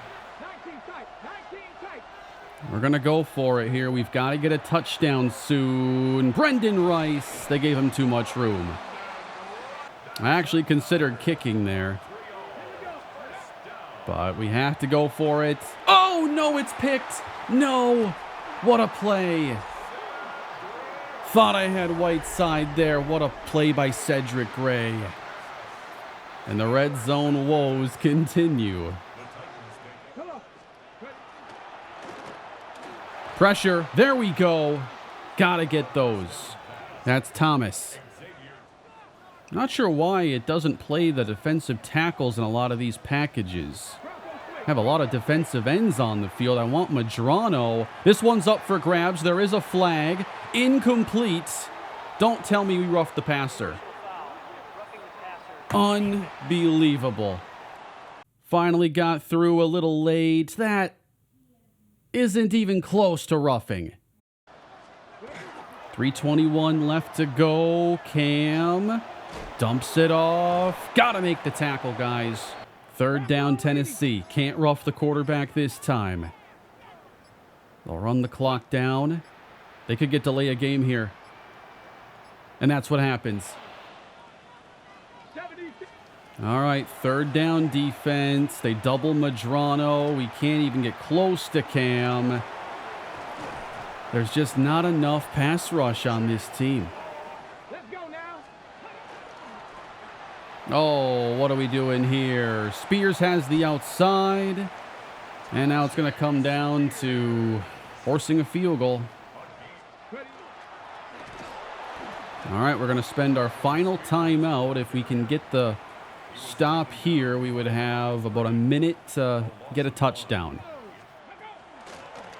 It's Cam Ward brought down, so they will have to give us the ball. All right, end of the game. We got the ball in our hands and a chance to win it. We have to go 78. Starting in the air, over the middle, and he's open. It's caught. Adonai Mitchell. Good start.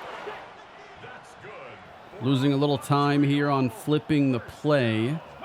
43 seconds left to go. Blaylock over his head. Again to the air. Short. Mitchell. And he's brought down as we'll go inside 30 seconds. And we're going to get our first down here. And a few yards on the outside. So we're in Hail Mary range. If we score here, we're going for 2. Time is going to expire. Wilbon will send it to the end zone. Flag down. Wow, they just called that. Pass interference. I've seen this happen quite often here in this game, so we just catch a huge break, and this next play has to count. Here we go. We got a gift. We're 2 plays from winning this game. We'll head to the air. Are you kidding me? Not even close, Wilbon. Not even in the same area code. And we lose this game. Had Brendan Rice one-on-one, breaking outside. I don't know how he missed that throw by like 10 yards.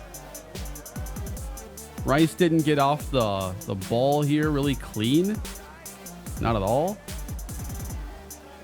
But still, this is obnoxious, and he was open. So I guess that's another red zone failure, technically, on one play. We had a red zone interception. A bad fourth down. I went for it early in the game at like the 39-yard line. Yeah, it's my fault. So no boost for Azariah Thomas. I felt like that goal didn't do him any favors. This man-to-man upgrade, though, is a decent little boost to one of our best players.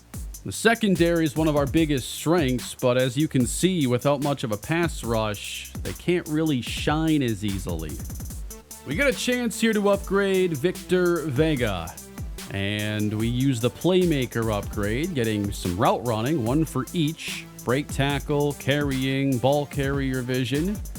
68 short is going to be tough to improve.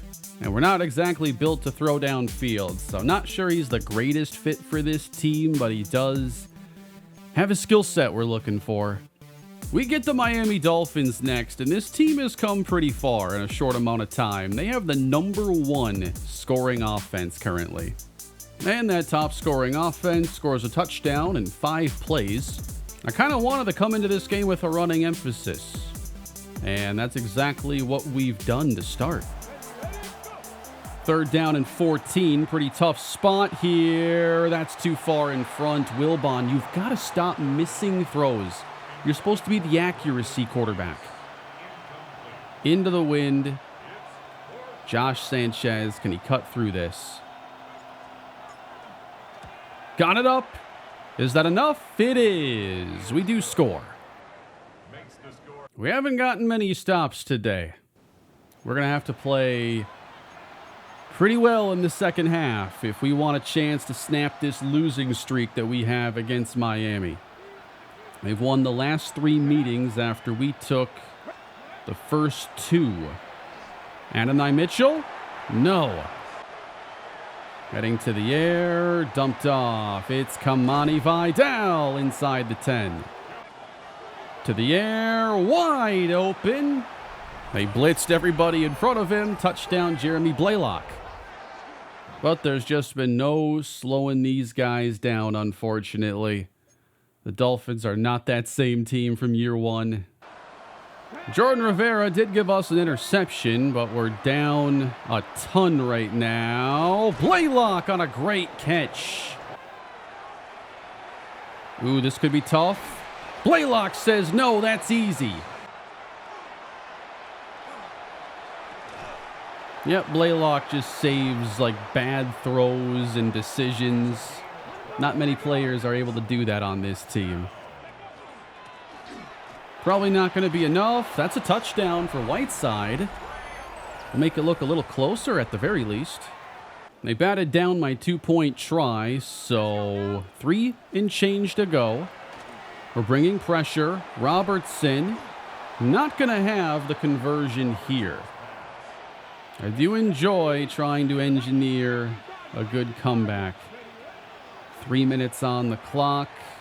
This is Blaylock, and he stays in bounds. We're trying to speed run our way down the field right now. There are just a few stoppages left in the game. Is that a catch? They say it is.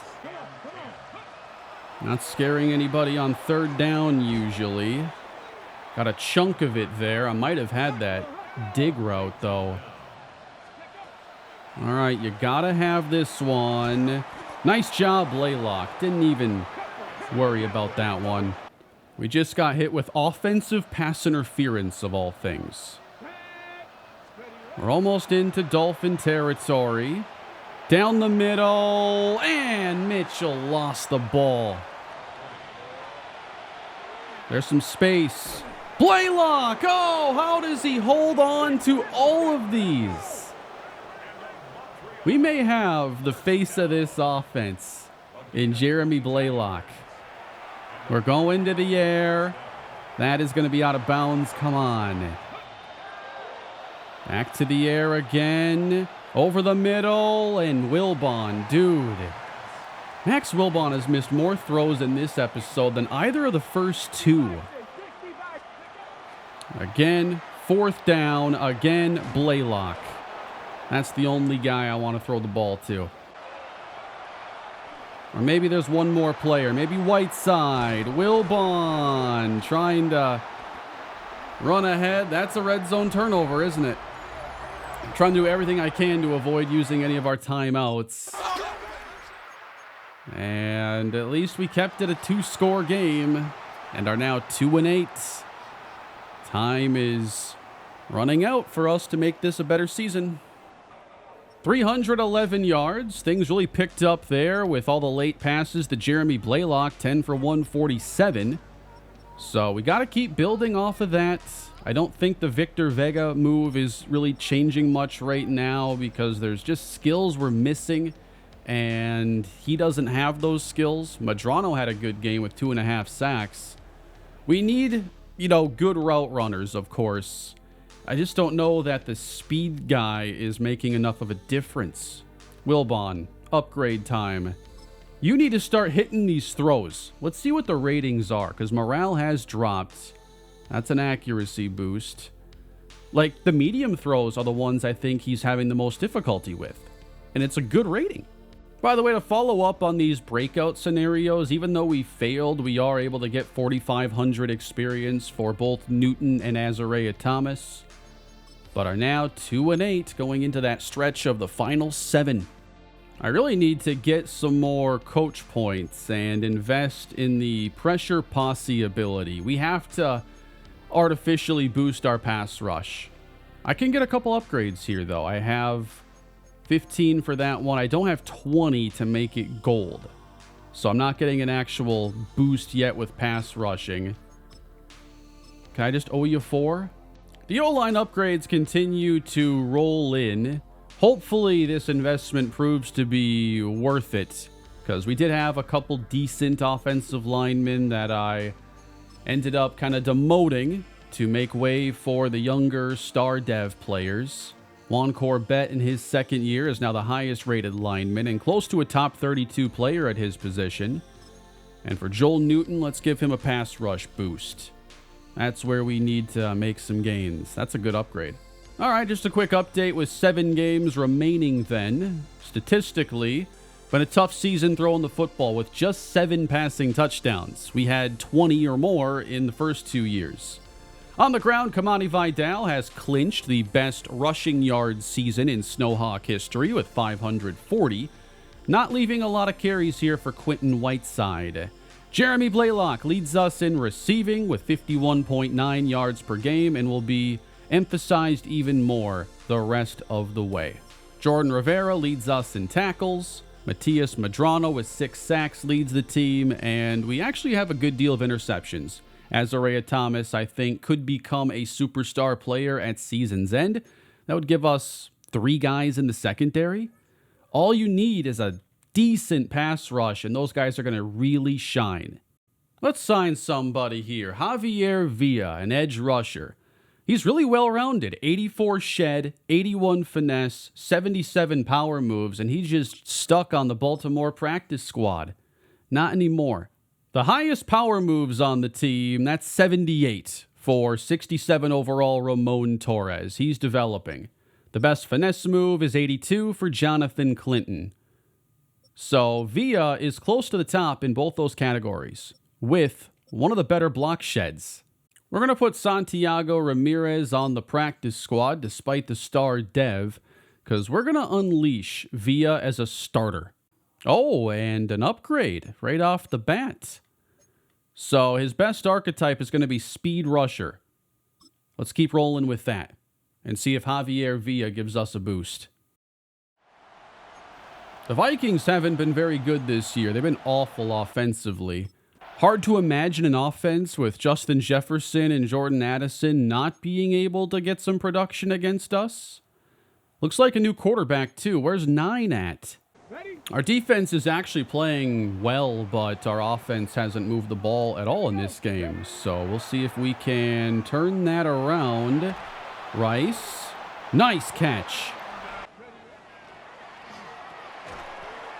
Give me Jeremy Blaylock there. I just decided to go to the option here to choose by player. It'll show me the plays where he's at least the primary option. You know, short yardage hasn't really been our game. Well, what if we hit a wide open Jeremy Blaylock? Then it might be. First down. Blaylock snatches that one. We head to the air. Blaylock up and over. This time he didn't make the catch. And now he's got to come off the field. We got Mitchell Evans in the game, so we used him quite a bit. That is off the mark. I threw it late. Just a mess. Oh, no. They almost blocked it, but we will get on the board.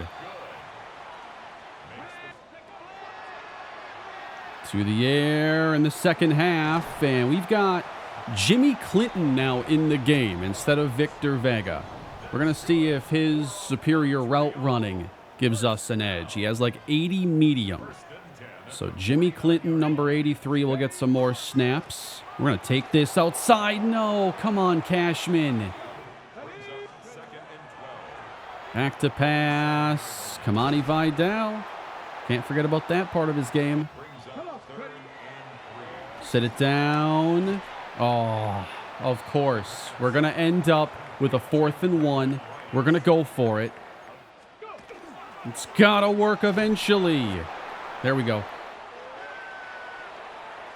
How about this protection? Oh, my. Come on. That was the most well-blocked play of the series. I know it was only a 3-man rush. We had Adonai Mitchell there. Whiteside now, way out in front. A big block is thrown, and Whiteside takes it all the way for a touchdown from 39 yards out. That was outstanding. 13-10. Now the offense has found a bit of a rhythm. Jimmy Clinton had a catch on this drive. We might have to run the ball more with Whiteside. He has a 39-yard touchdown, a 60-yard touchdown, and he doesn't get the ball as much as Vidal. To the air, dumped. Good catch there by Vidal. Got it 3rd down and 3. I want this snapped. And Whiteside is going to get 2. All right.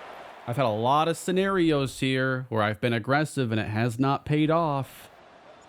Now we're going to play it safer. And the kick is good. We tie it. Here's Villa in the game, opposite Xavier Thomas. 2nd down and 8. And the throw is snatched by Justin Jefferson for the first. Good protection for Kyrie Thurman. He's going up top. Jefferson is there, and it is caught. How does Jefferson do it? How did he catch that ball? It's not one of our top cornerbacks. It's Mac McWilliams here, and he's in position. And I've never seen this happen. Jefferson just gets up higher than him. Does height and jumping matter? I suppose at times it does. It's one of the best catches I've seen in this game. We're going to head to the air. Oh, this is risky. How does he catch it? How is Jeremy Blaylock this good? There's space. Let's go Whiteside. 7 yards. Whiteside the carry. That time the juke didn't work, but it's 9 more. Let's throw this one out to Brendan Rice. Goal to go. Wilbon off the fake. Mitchell Evans, the catch and a touchdown as we have a chance to tie it.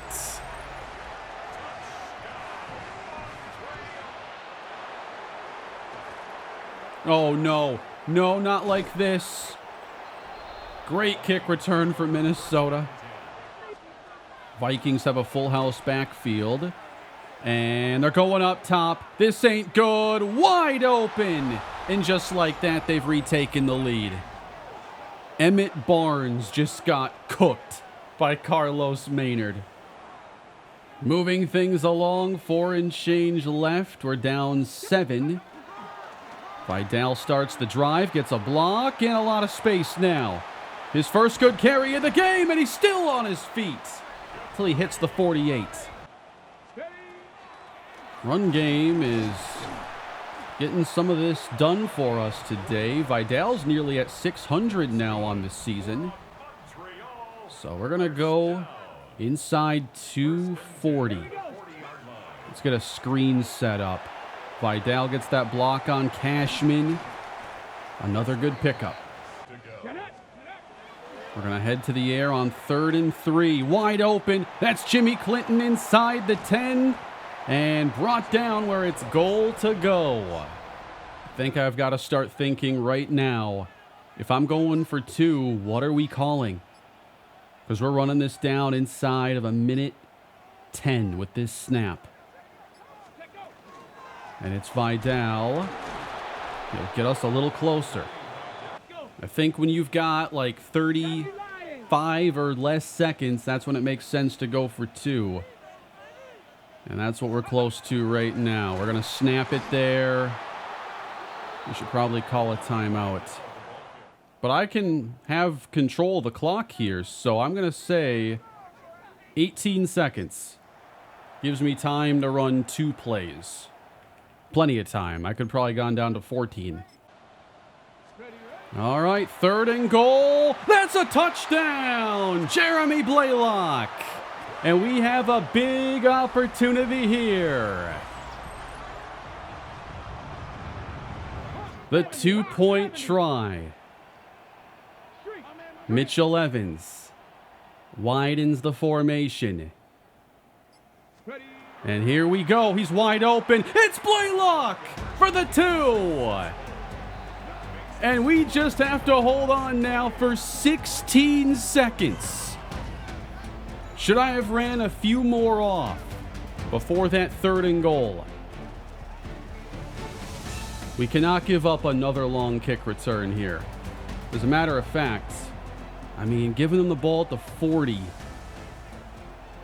I'm going to trust our kick coverage. It's pretty easy to kick deep into the landing zone here. And now this also costs them time. It was worth it. 12 seconds left. Justin Jefferson lines up on the left. Addison to the right. They got to get a huge pickup, and it's going to be the quarterback running here with 6 seconds to go. Is that Dan Quinn? Oh, there better not be a pass interference on this play. This better just be the last play of the game. 5 seconds left. This is a setup play. Time is going to expire. Do not interfere. No flags on the field. Montreal wins. We did it. We finally had that sequence where we can go get that touchdown late, go for 2, and take a game. And that has equaled our win total from each of the first 2 years. It's not going to be worse. Now we try to make it better. Set a new high score for the series.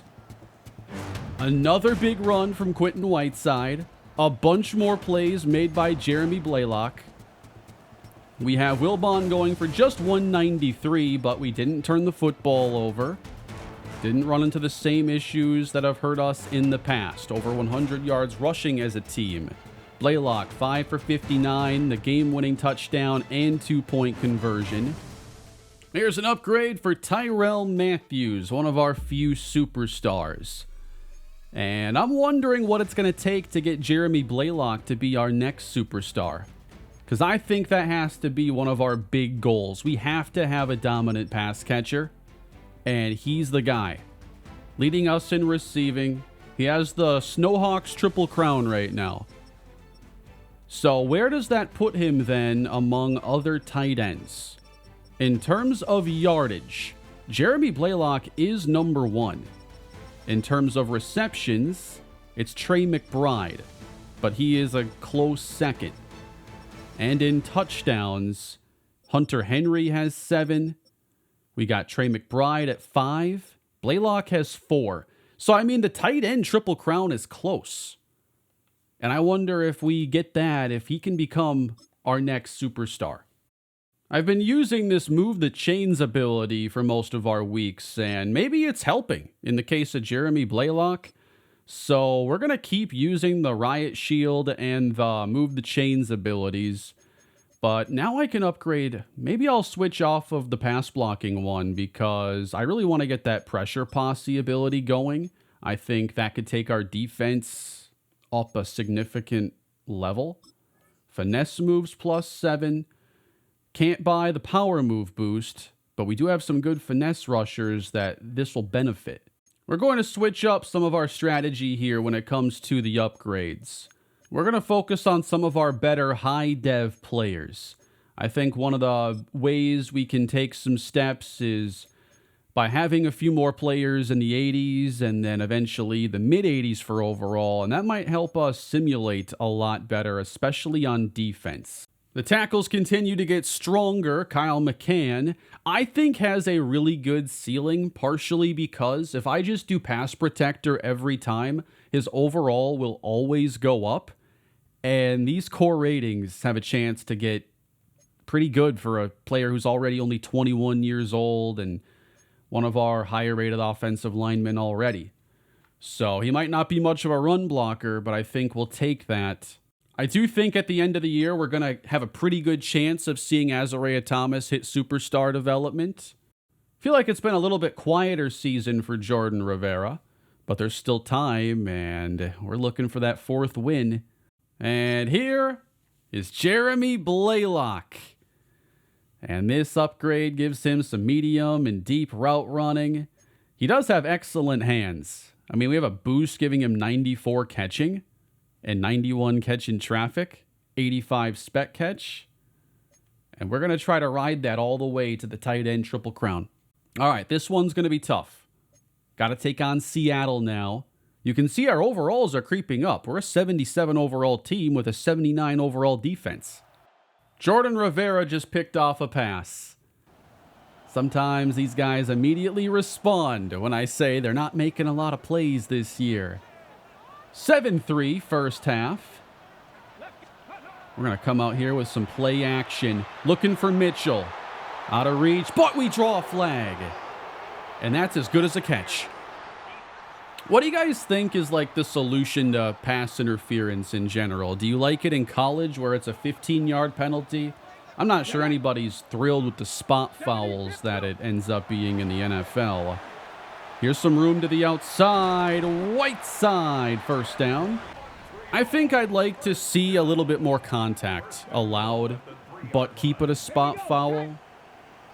Like, I think if pass interference were officiated more like it tends to be during the playoffs, which obviously isn't universal. There are a number of bad instances where pass interference is either called or not called, but generally in the postseason, they hold the whistle more than they will in week 1 when it's a point of emphasis and the league wants more points.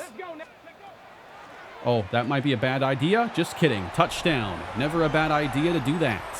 Adonai Mitchell. We're going to get the ball here to speedy Victor Vega. Not much of a pickup, but he gets the first. Dare I say that this could be 4-down territory. I prefer to not need it. Come on, Victor Vega. He actually has 5 catches already. Dumped off here. Good juke by Whiteside. Let's get Blaylock another catch here. Quentin Whiteside, there's space. Here he goes, making a move to the 4. I think early in this video, some players weren't getting quite the spotlight they should. How about Blaylock scoring his 5th touchdown on the season? We have a 2-score lead. Just picked up a sack on Sam Darnold. 3rd and 15, Seattle football. Maybe a 3-man rush was a bad idea. Eventually, wide open. Play action, Darnold out of the pocket, and it is broken up by Tyrell Matthews. Darnold chucks it over the middle. This running back for them has a ton of receiving yards. Had a nice opportunity when we started this sequence. Seattle recovers from the 3rd and 15, and they go all the way. Ooh, good play. Adonai Mitchell. Another chance. It'll be a higher scoring game. Here we go, ready? And wide open is Vega. Suddenly he's got a 6-catch game. Blitzing. Here's Quentin Whiteside. Good catch. You see Jarquez Hunter in the game and will bounce the run. He will find the end zone for, I think, the first time this season. Oh, man. Up by 10. We got the ball to start the second half, and Wilbon threw another bad pick. No way. We just converted a 3rd and 18. Victor Vega having his day. They're blitzing a lot. We beat it. Brendan Rice. Here is Quentin Whiteside, who always seems to get more than he should. Not sure where Kamani Vidal is. We've seen him get hurt in the past. This is Jarquez Hunter breaking out the truck stick. Fresh legs to the 19. Heading to the air. And off the mark. Mitchell Evans could have had a touchdown. Heading to the air. Blaylock is the target, but good position there the entire way. All right, the field goal is up. We've held a 2-score lead for a significant part of this game. I'm really impressed with our defense. Still going to be a close one. 3rd down and 5. We do give this up. Up by 10 in the 4th quarter. That's kind of rare territory for this team. Intercepted. Wow, Jordan Rivera just did it again. In the red zone, saving us there. There has never been a better opportunity for us to try and get that 4th win.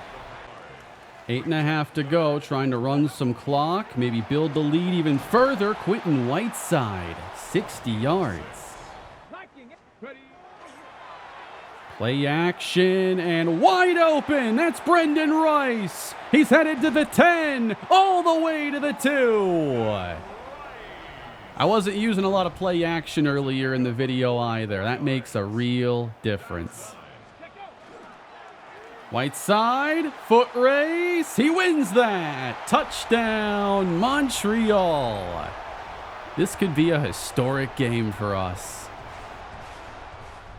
This is one of the signature days for the defense. I wonder if that pressure ability is giving us like a big boost. We just forced them to go 3 and out. Are you kidding me? We lead the game by 20? And that's a wrap, everybody. The Snowhawks win one of their most impressive games of this 3-year journey. I know the start of this episode was rough. Took us a while to play well enough to even come close to a win. But we now have 4. We're 4 and 8. This is the best season we've ever had. And we're starting to play some of our best football. Max Wilbon had himself his best game perhaps on the year. Hope is not lost for the Montreal Snowhawks. 2 touchdowns, 1 pick, 2 interceptions off Sam Darnold as he was 21 for 46. Like, that's just a random, really bad completion percentage. Ran the ball well with Whiteside. We'll check on Vidal. Looks like there is an injury. Victor Vega, 7 catches. Outshining Jeremy Blaylock in this game, who at least found the end zone. And Javier Villa picked up his first sack as a Snowhawk. Rivera had 2 interceptions. Okay, let's see where the rest of this goes. This is also the time of year where we get more of those milestones. Artie Barlow seems to be the first one that's earned one this season with 75 tackles, and that's still worth 9K XP at 23 years old. So the younger these players are, the more upside they have, especially with like these milestones and everything. I think that our QB2, Markel Pearson, if he had been a little bit younger, I would have really considered the change. But I didn't want to change so much with the offensive line and then go to a 23-year-old quarterback. I thought it was too risky. We've also won back-to-back games. I think that's only happened one other time back in Season 1 when I had no clue how rare that feat would be. Wilbon's numbers are starting to get fixed. 11 touchdowns and 11 interceptions. And over these last 2 games, 4 touchdowns and 1 pick. So I don't know what 3,500 yards would be worth to him. He's 1,033 yards away. We have 5 games left. Very much within reach, as long as there isn't one of those bad games where we just have like 57 passing yards. We get around 200 each time, have one game where we go off for maybe 270, 300. Then we'll see what that's worth. And no injury notification or anything on Vidal, so it could have been an end-of-game scenario there. Good to have him, but man, Whiteside's kind of stealing the show this year, suddenly. 5.3 yards a carry, 8 touchdowns. And he's really fun to just play with. He plays really well on the sticks. After this 4th victory, we now have the staff points to upgrade and get to the platinum tier on Pressure Posse to get the best pass rush boost possible. We'll get linebacker Nick Matias to a 73, superstar dev at 22 years old. Let's see what kind of a season he's putting together. Rivera's had some good production. Matias has a lot of tackles, a sack and a half, 7 deflections. Haven't seen a lot of standout plays when we're actually in game, but hopefully those aren't too far away. Now to close the year, I'm happy we already got that 4th win because now we can chase number 5 while we play some tougher opponents. And we'll see if we can pull off an upset like the one we just did. The games where we've had this pass rush boost on, we've done a really good job. We just started this game with back-to-back stops. And did give up a big play here, but we'll stall them here inside a field goal range. I mean, that's 3 points on 3 drives. Defense is doing its job. Coming out with play action. Here is Mitchell Evans, not Blaylock. He's helping block out in front. They hope stacking the box can get him a run stop. Here's Kamani Vidal against his old team now. We have a revenge game against the Chargers. We're going to emphasize Quentin Whiteside quite a bit down the stretch as well. Vidal's gotten most of the carries, and he'll still get a lot. But Whiteside actually is the highest rated running back now on this roster. Come on, Wilbon. You've got to hit the layups there. And here we go again. We're going for it on 4th down. You know what? I should have thrown it into the flats. But the defense holding their own. Justin Herbert to Amari in Hampton. He gets the first. Oh, quick pressure. Herbert thought he got away. It's Jonathan Clinton bringing him down. Oh, good move by Hampton. A lot of these running backs, man, they are tough to get to the ground. Now an easier 3rd down. Herbert, that's going to be shy. They don't get it. Our offense can't do anything, but neither can theirs. I'm not used to low-scoring games like this. So the defense starting to play some winning football around here. Now how about the offense? Wide open here. And that is Victor Vega on the pickup of 15. Play action. He's got it. Meredith on the reception. And he's laid out. There was a part of me there that really wanted to lateral it back. Maybe a good thing I didn't experiment there. I haven't had a great recent history of laterals. We don't got to talk about Kevin Kajust in the Buffalo Dynasty. We don't have to do that. Here's Quentin Whiteside now, all the way to the 11. Now we're going to get it to Kamani Vidal. Around 600 yards on the season now for him. Wilbon, fake. Whiteside, he's got it, a receiving touchdown. One milestone I want to reach with him this year is 10 rushing touchdowns. Obviously, could have tried to do it on this possession, but hopefully in the final few games we can get him there. Chargers could grab the lead here pretty quickly, but trying to keep them out of the end zone. 3rd down and 2. Herbert. Nice catch. Matthias a little bit behind. Arande Gadsden. 2nd and 2. And that's just too easy. Amari and Hampton has the touchdown. 2-point try. Hampton broke the tackle of Rivera, and we trail by 7. Ooh, big play there. We got down inside the 5. We're going to give this one to Quentin Whiteside. Well blocked touchdown, and that is number 9. Maybe Leon Daniels has figured some things out with this team. 2nd down and 5. And an aggressive throw that's caught by Brendan Rice. Another former Charger, by the way. I remember back in Season 1, we simulated the game against the Chargers, basically beat them easily, and I had no idea just how rare that feat would be. Every other win, we've had to claw and scratch. But it's when we started the first year, like 3-3, and I was wondering how tough this series would really be. And then we've learned pretty tough. Wide open, Adonai Mitchell. It's goal to go. On the carry, Quentin Whiteside is in. It's a 10-touchdown season. He does not play like he has 68 strength or whatever it is. He breaks tackles. He gets those extra yards. He's a heck of a player. And I think these offensive line investments are paying off. We got one guy here who is able to make the play, but doesn't. And then just following those blocks, Osborne grinding there, and we're going to find the end zone. That's a pass to Ladd McConkey, and a Chargers first down. Wear and tear is always affecting our defensive tackles pretty heavily. So we've got our backups in the game. Justin Aboigbe's getting a lot of snaps. Oh, overthrown! Picked off! Barnes on the takeaway, and will capitalize on another mistake. That is Emmett Barnes, the starting strong safety.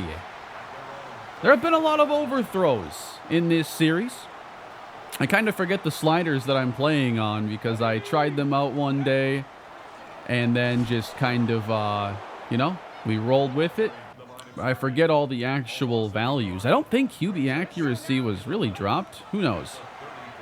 This one is caught by Brendan Rice. 5 minutes to go. I'll refresh all of our memories here on the sliders when we're done with this game. 3rd down and 5. This pass is caught. Victor Vega. Just when I had given up. Ooh, that's a free play. Hard count works. Pass is outside. What a grab by Mitchell. Now these receivers want to catch everything. To the air. He's open. That's wide open. Jeremy Blaylock. Brought down at the 10. Little misdirection and some shifty running. We just want to use all their timeouts. All right, 3rd down and goal. It's going to be a screen. Blaylock on the catch. And a short pickup. A little chip shot field goal gives us a 10-point lead with no timeouts remaining. And the Montreal Snowhawks have won again and are now 5-8 on the year. This is our best 2-week showing, I'd say. Beating the Seahawks and then beating the Chargers. I think this pass rush ability has to be playing a big role. We're simulating really well. And the offense is not making nearly as many mistakes as we were earlier in the season. Now Wilbon, 239 yards, a touchdown plus a pick. But we held them in check. Whiteside scored 3 total touchdowns today. Could be maybe a player of the week opportunity for him. We had a pick on the overthrow, Emmett Barnes. Jonathan Clinton picked up 2 sacks. Got Joel Newton here potentially injured, so we got to watch that defensive tackle spot. I keep messing with my wear and tear defensive tackle sliders because it keeps putting in defensive ends. And I think it's really hurting later in games when we're trying to stop the run. Gave us like no chance against Amari and Hampton. So here are the settings that we're on here. They're all Madden sliders, and these are the Mat 10 sliders. I forget if I made a couple tweaks. Maybe I did, maybe I didn't. Okay, CPU accuracy is dropped to 30. User is on 40. Yeah, and I'm playing CFB26 with lower QB accuracy sliders as well. So I think I messed with the blocking a little bit. But I'm happy with these sliders. I think it's played really well. You know, I haven't been playing a lot of Madden 26, just traditionally. Been playing slow sim this year and last year. But I felt like these games play pretty well overall. I'll have to check on these injuries as Joel Newton and Artie Barlow are now hurt for the next 3+ weeks. Those are 2 big losses. Oh, wow. We still play the Patriots twice this year, and they have the same record as us. All right, then. We have a chance to not finish last place in this division. Don't tell me, man, if we had just beat Miami once, we'd have like a mathematical chance of winning this division. That's one of the next milestones, is to still be in it in the final few weeks. I get a lot of questions, too, about wear and tear, and I haven't really gotten a good feel for it in this series, or just in Madden in general this year. I think that it's also really tough to balance when you're trying to make all these things make sense within your game, but then you have to factor in the way the game simulates on behalf of the CPU team so that you don't just have all their players getting hurt or wore out and your players are going to be, you know, rested and good to go. So you have to make 2 systems work together, and I can't even get one of them to cooperate. Breakout scenario late in the season. This is for Jonathan Clinton, who had a multi-sack game. I like these normal goals. I don't know what it's going to be. I'm going to assume a sack or 2, and he'll be out there to try and get him. And I'm going to continue to use the same setup here. The catching boost at receiver, helping out an area of the team that's kind of tough to get to that next level, and then the pass rush. We are not going to take that one off. And sometimes I like to go into the play sheets here, which now I can use 3. And I like to use the gadget play sheet. And now time to make some of our best players even better. Jordan Rivera gets a field general boost. We'll need Matias Madrano to step things up, with Joel Newton perhaps done for the season. And Quentin Whiteside, who is also close to another upgrade. So he did hit the 10 touchdowns on the ground, and that's worth $9K. So basically a full upgrade plus. Whiteside's also getting a colossal morale boost. He has some of the best morale on the team. It's at 99, giving him more break tackle, 97 juke, 96 spin. So we're going to use him heavily to finish the year. I'm making him a captain. And now I'm seeing the captain's patch actually appears on our uniform. So we are going to set some captains here. Jeremy Blaylock absolutely is one of those captains. You gotta go with the captain of the defense here, linebacker Jordan Rivera. And give me Azariah Thomas, because he has played like one of the best players on this team. He deserves the C. All right, Kurt Daniels is going to get a chance now at safety with the injury to Artie Barlow, one of the stars of a year ago. And here's how the season has gone for us. That start at 0-5, I did not have a good feeling about this year. I thought we were headed for a quarterback controversy, perhaps.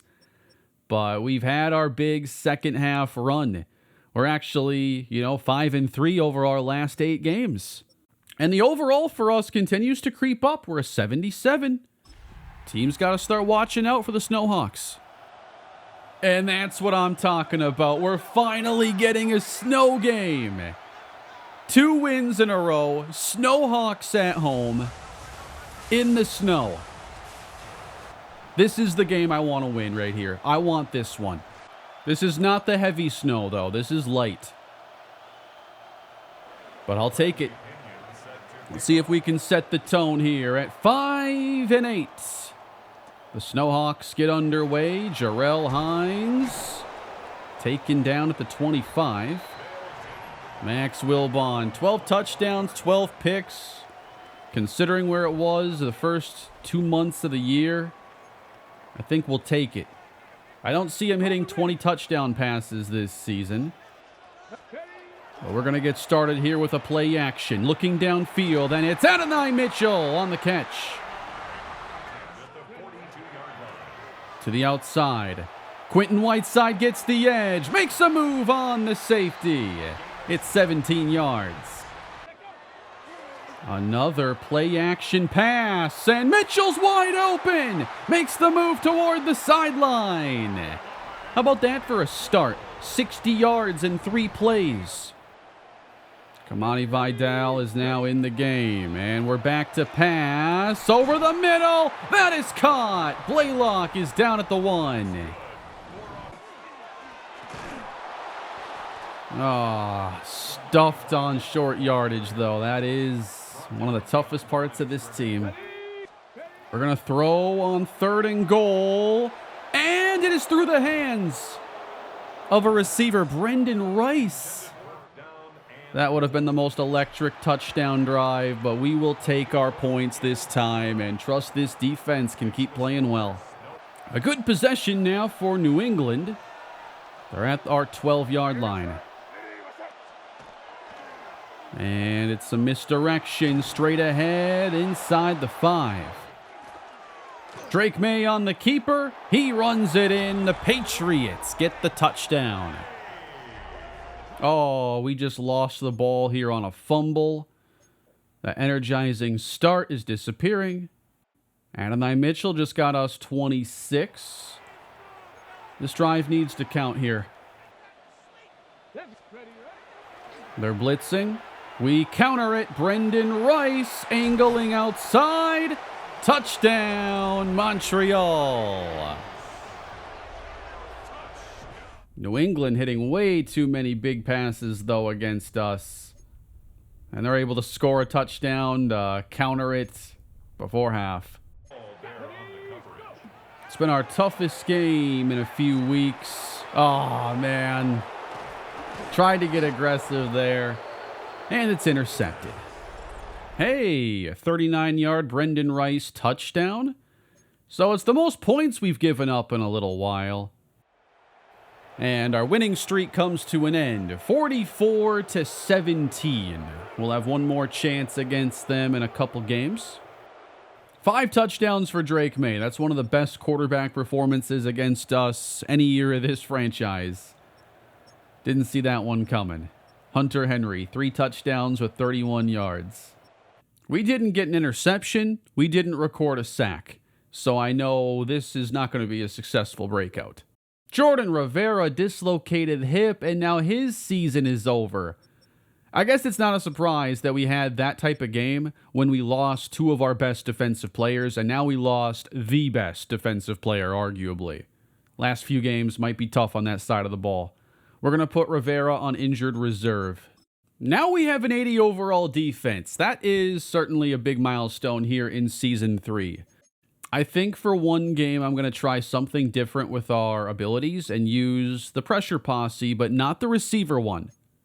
Let's see what happens if we just focus on the coverage one, Island Kings. And I'm going to go and get that to Platinum.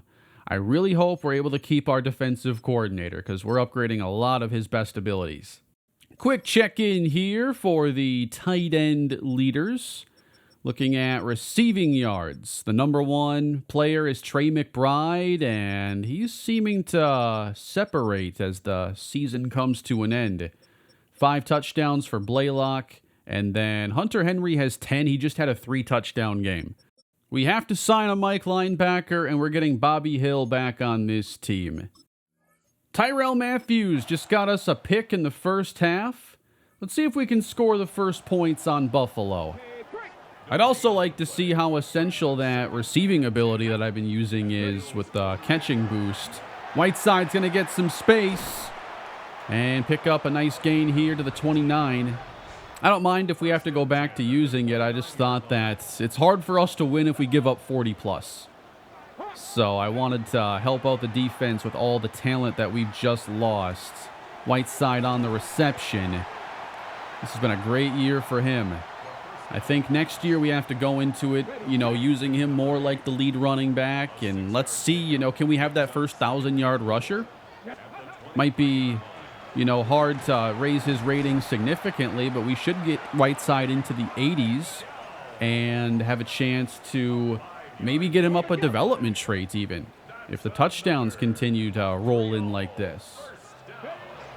Here is another run to Quentin Whiteside. We're heading to the air. That's complete. Brendan Rice. Goal to go. We will throw. Rice holds on. He gets the touchdown. 6-0 Montreal. I do think James Cook is one of the best running backs in this game. He's not fun to face. Buffalo football. They're in Montreal territory. Here is James Cook. Up the middle, breaking tackles and gaining 7. Gotta wrap him up, guys. You can't just hit him. Josh Allen has his pass knocked down. That was Villa dropping into coverage as he does so again on 3rd and 10. Dumped off. He tackles James Cook now. Nice job, Villa. But now we've got to stop him on 4th down. We'll put 5 across the line. Bill's out of the eye. Villa's going to do it himself. What a drive. 3 straight plays. Javier Villa, everybody. Running outside. Watch out, Vidal's in the clear. Making it across midfield. He's down the sideline, and he will take it all the way. That's a 78-yard touchdown. I really like the run blocking with this team. Got Corbett out in front. Mitchell Evans as well. Just a perfectly executed play. And we gave up a 70-yard touchdown in response to James Cook. That's 28 yards to Khalil Shakir. It seems this 14-0 lead won't be lasting very long. 4th and goal at the 1. Here we go. Bill's already failed once. Tyrone Tracy is in the game. And on 4th and goal.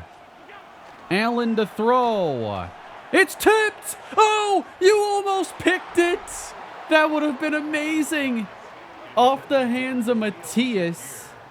Who batted that pass at the line? It's our 2nd turnover on downs. I don't think it was Javier Villa this time. Nope. Nice job getting your hands up there. That is Ramon Torres. And nearly a cool play, but Matias wasn't ready for the big moment. All right, it's a scoring chance now for Buffalo if we can't get out of the end zone. And Kamani Vidal gets those 5 yards. That big run for Vidal, by the way, takes him over 700 yards on the season. And that's going to help out his average a lot, having a 70-yarder. Here's a wide open look for Brendan Rice. When there's man coverage, I think it's got to be Rice or Blaylock. Those are the guys who are going to be the toughest to match up. Let's buy some time. You know what? Block. Got 2 out here. And here we go. It is Wilbon to the 33. This time, just had to eat it. That wasn't going to work out anywhere we went. And it was man coverage again. We'll head to the air, trying to make a play, and there isn't one to be had. Our defense has held up huge with those stops deep in our own territory. But as we move deeper into this game, we're not moving the ball much, and the Bills have tacked on a couple field goals and are again trying to add on. We're going to blitz Josh Allen here. Oh, that's too easy. Touchdown. Missing Jordan Rivera right now. Down one possession. And looking over the middle, it is overthrown, but we do get the penalty. Wide open, sit it down there. Victor Vega is inside the 10. Back to the air. That is caught. Touchdown. It's Mitchell Evans to tie the game. Buffalo football, guys. 3rd and 2. James Cook's got it and a lot more. 173 yards on the ground. More James Cook. Another Bills first down. Right up the middle. Cook. So hard to slow down. Close to 200. Sending some pressure. That's incomplete. Nice job, Mac McWilliams. No touchdown here for the Bills. Wilbon, by the way, close to 3,100 yards on the season. We'll have to keep playing well down the stretch to get there. Keep playing soft and give us these free first downs. They're sending pressure. Just got it out to Quentin Whiteside. We're going to set up a screen here. See what we can get. Whiteside, almost all of it. All right, we bring the offense on 4th down and 1. Here's Kamani Vidal. First down. Whiteside's turn. Gets a block on the safety. And there he goes. He's gone. Touchdown Montreal with 3 minutes left.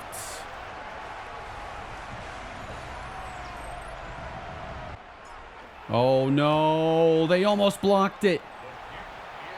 That is huge to go up 4. That is Dalton Kincaid, a good start for the Bills, who have plenty of time to drive down the field. About to hit the 2-minute warning. Bills throwing. No issues so far. Pump fake. Get him in the flats there. Come on. Loss of 1. We got a 3rd and 6 here. Allen downfield. Oh, what a grab. They go after Tyrell Matthews. And that's what we want them to do. Challenge our best guys one-on-one like that. We're going to have to start using our timeouts. They're going to set up a screen here, and Cook is brought down. That's huge. They're calling the timeouts for us. Okay. Allen's throw is caught. And now Proctor. We might as well use our timeouts because the clock's kind of irrelevant for them. They're going empty on 3rd down. We bring 4 at Allen. He's throwing to the end zone.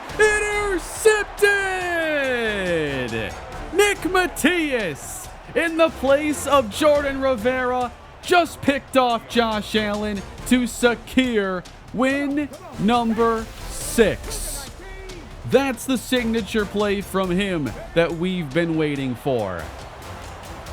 We have doubled our win total from last year. We have won as many games now as we did the first 2 years combined, and are 6-9. Nick Matias, the rookie linebacker. We'll run through that play again. Man, every win is off of just some crazy plays. Josh Allen looking for Dalton Kincaid. Hit him with a little double move. This is awesome. Never got out of position here. Not for a second. Picked off by Nick Matias. And that's ball game. 49 pass attempts for Josh Allen. Wow. That's what teams are having to do now against us. They're having to work so hard. Even with 192 yards from James Cook. Even with 10 catches from Brian Proctor, their standout rookie receiver. We win this game. By the way, it just said there Matias with the interception also had 2 deflections. 10 deflections is a milestone. So we'll have to see if he's at all close to anything big there. Oh, I think that answers our question. A 5-point upgrade. That is for 100 tackles in a season. So, this year, we started some players a little low rated to develop them over the course of the year. This team at the end of the season is so much better than at the beginning. And now, think about next year with all these upgrades. Matias and Rivera together at linebacker. And think about the offensive line being a full year with more experience.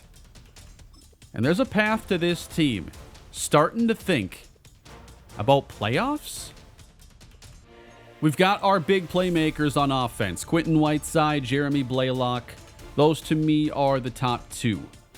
We do need some more edge rush still. This is a good upgrade for Jonathan Clinton, one of our best finesse rushers.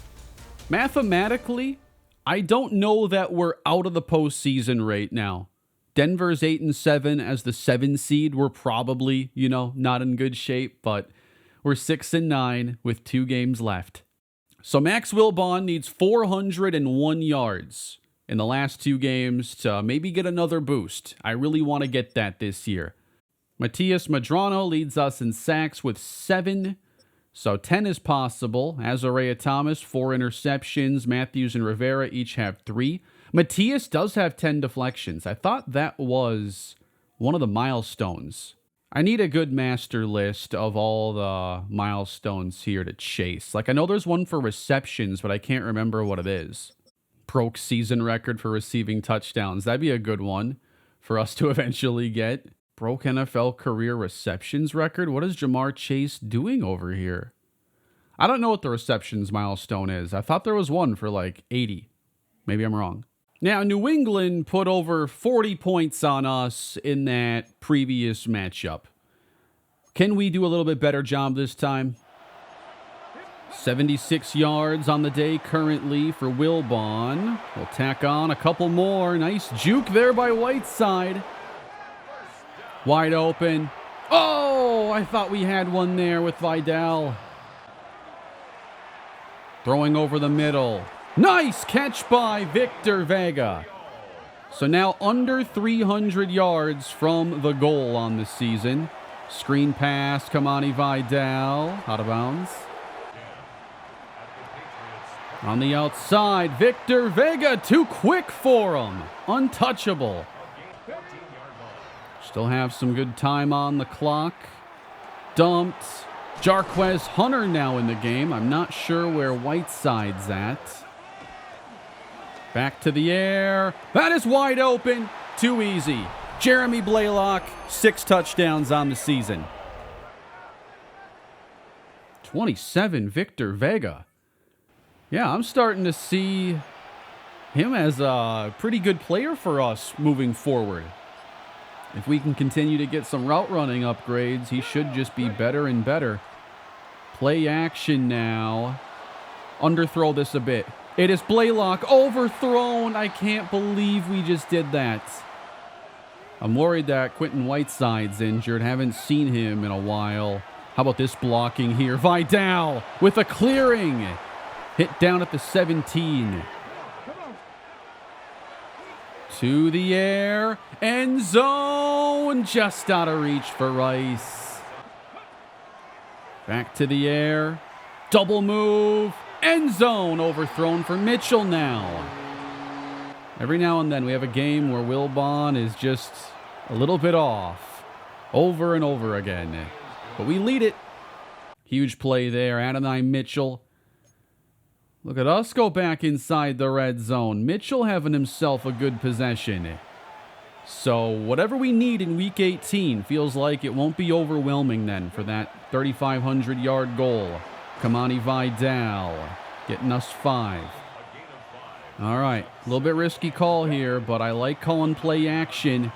Here's one to Mitchell Evans. Wasn't even what I wanted to do on the play, just what I had to do with the pressure. That's a yard out. Wilbon sneaks it in. Touchdown, Snowhawks. Oh, that is not the time to throw a pick. Patriots got a touchdown, and then, you know, a 3 and out. Maybe we can manage that, but we throw an interception. 24-21. And here's Drake May. Plenty of time. He floats it out. Good tackle. I just saw a graphic pop up that we've recorded 6 sacks in this game. That doesn't happen often. Big reason why they don't have 40 points right now. 3rd down and 9. Wide open. That is a Patriot touchdown. We trail after leading by multiple possessions. But here's some running room for Adonai Mitchell. Big pickup of 25 yards. Good route by Blaylock there. Beating man coverage. 1st down and 10. Over the top. Wide open. Touchdown, Jeremy Blaylock. If it's man-to-man, we're looking his way.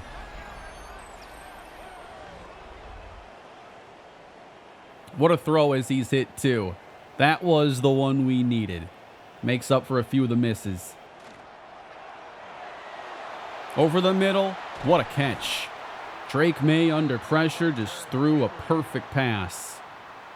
As I've said, when I've done my slider testing for the XP sliders, almost every time Drake May becomes the best quarterback in franchise mode.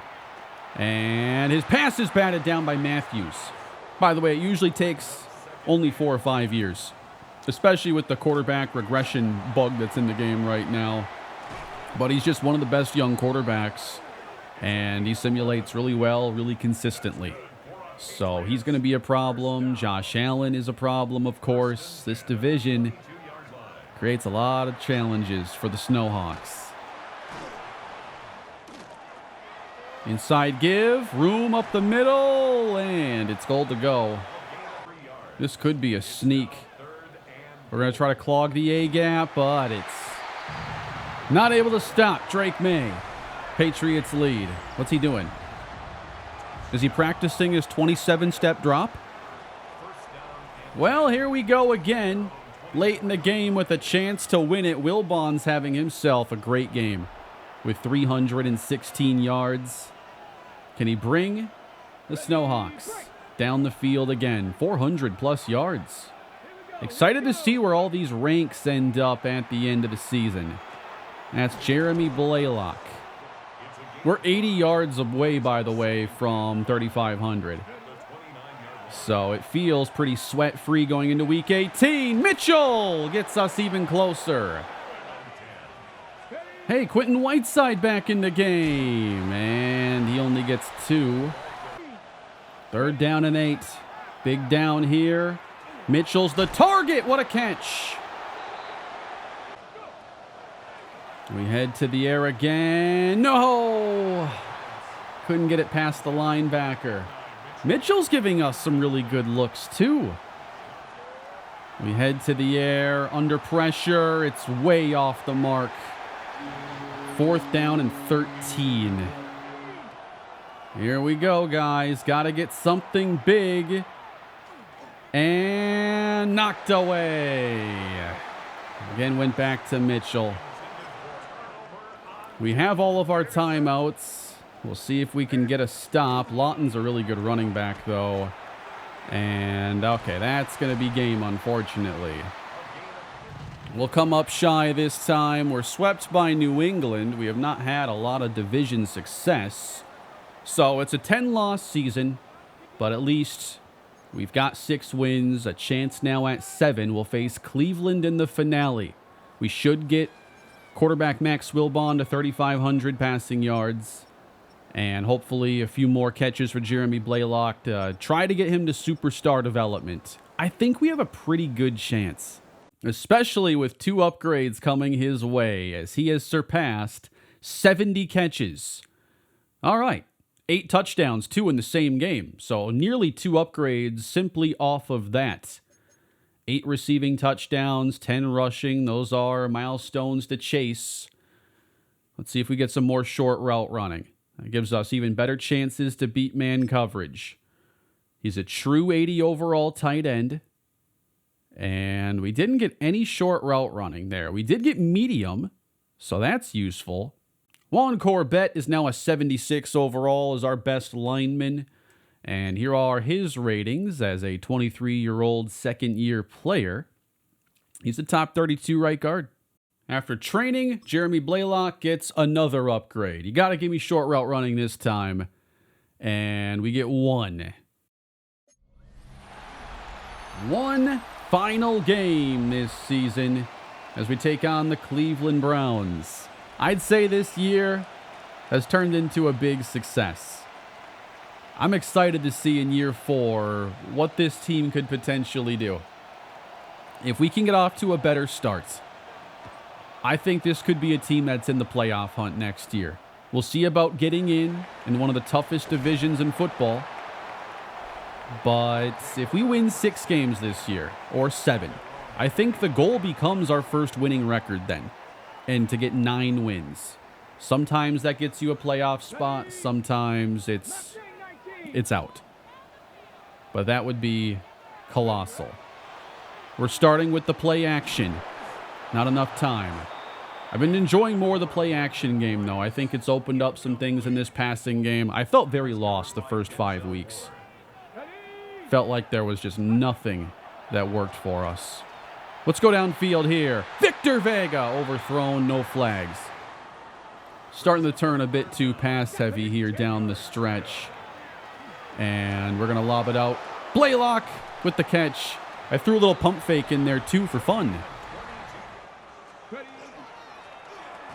Angling left. Whiteside shakes the safety, but had to shift down a gear and gets caught from behind.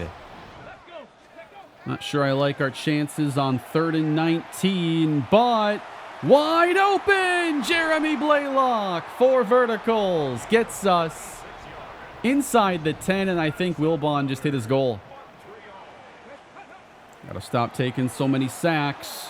But we're going to get there anyway. Touchdown. It is Brendan Rice, and I think that is for sure 3,500 yards. No. 43-yard touchdown to the Browns. Yeah, we haven't been able to move the ball as well since that opening possession. And we just turned it over on downs. It has not been our strength this season. I want to see how bad our 4th down numbers actually are. Oh, he got bumped on the route. Expecting him to just break open. This is a mess. We've also taken so many sacks and penalties today when we're simming. We can't get across our own 30. We got a fumble recovery. We head to the air. Wilbon stepping up, and he coughs up the football now. Rough ending for us here in Week 18, but I don't think that spoils the season for me. We've successfully gotten to 6 wins. We played some really good games, especially that Seahawks matchup. Progress is certainly being made. There's no denying that. We're going to send one downfield here. Victor Vega to the end zone. Good job. He kicked it away from the safety. That is a heads-up play. The hardest defenses, I think, that we've faced are the ones that have an elite pass rusher. And Myles Garrett's obviously still on this team. And we don't have... This feels like the first, 5 games of the year where we couldn't do anything. Adonai Mitchell can't hold on, and that's probably going to be the year for us then. But I really enjoyed that. 6-11. The best 6-11 has ever felt, I'd say. Yeah, we gave up 10 sacks in this game. That is not normal. All right. Let's wrap everything up today, which this is probably a longer video. I've had more recording for this one, a couple extra hours. I hope you've all enjoyed the third installment here in the series. 3,500 experience is still worth a decent chunk of XP, but at this stage, it's basically one upgrade, with Wilbon being 24 and only having normal development. So, you really got to make these ones count. I think we go with the improviser then, and hope I get like +6 throw under pressure. And we get 2 throw on the run, and 1 short, medium, and deep accuracy. I still think, like, if there is a really good, like 22-year-old star dev quarterback, I would consider a change.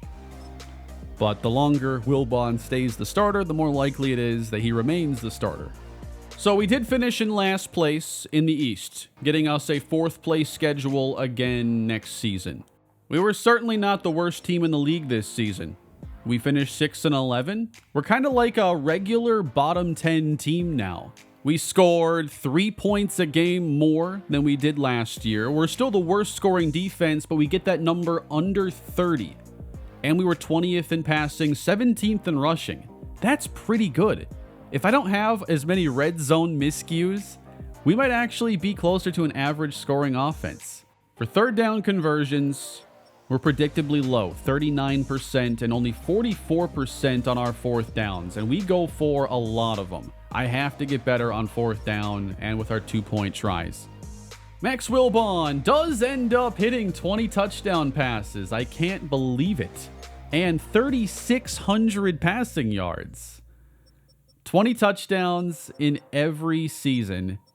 And that's after an abysmal start to the year. He had 2 in the first 5 weeks. Second half was just so much stronger. Kamani Vidal, 740 yards on the ground, 537 for Quentin Whiteside, and 11 touchdowns. We had far more rushing touchdowns as a team this year.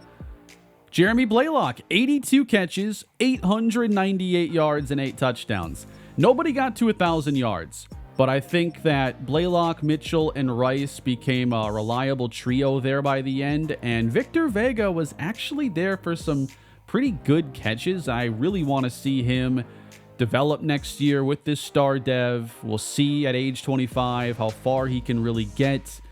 With 7,000 plus XP required to upgrade, he might only get 2, maybe 3 upgrades in any given season. But sometimes you get lucky with like a +4 or +5 route running boost. And that would change the trajectory of his career.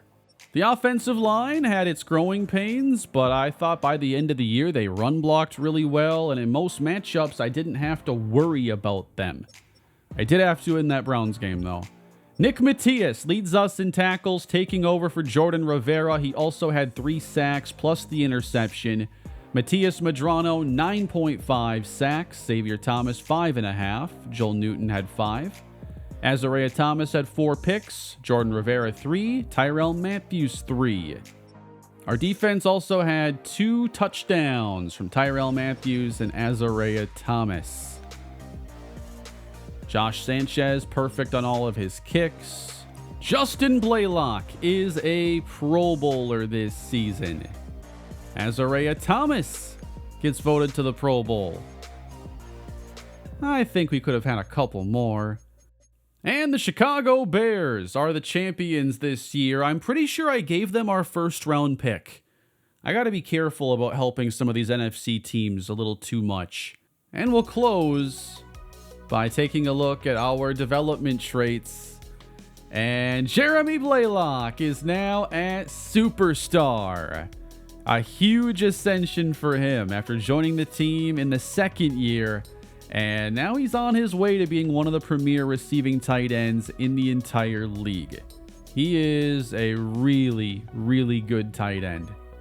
And now we're going to give him some abilities and get to go into next season. Oh, man. Short out elite? What about short in elite? So I can get more man coverage wins.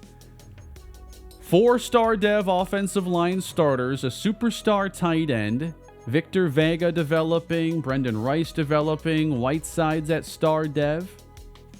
So Blaylock was the main player I wanted to see there, as Araya Thomas has superstar.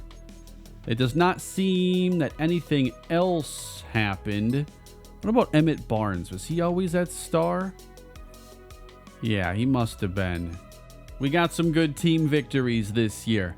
I think Season 3 was a success, and now we look ahead to Year 4. Does this team have what it takes to maybe compete for a playoff spot, try to have a winning record, and have a legitimate chance to show that this has been a successful experiment? That's what we're chasing next time. I'm interested in how many more players I can find that I want to add to this team. I know there'll be some, especially for backup roles and everything, but I wonder how many starters we could actually look to experiment with next season. It sure feels like we have our players for the most part, and we're going to see how far they can take us. Here's the top of our roster, and it's basically 24 and 25-year-old players who still have a chance to get a little bit better and are in their primes. So that is going to do it for this one, everybody. Another Snowhawks video in the books. I really enjoyed this series, even more than I thought I would have. I'll do my best to get episode 4 out a little bit quicker than the break between 2 and 3. But thank you all for watching. Subscribe for more Snowhawks franchise, and leave all your thoughts down below. Take care, everybody. Catch you next time.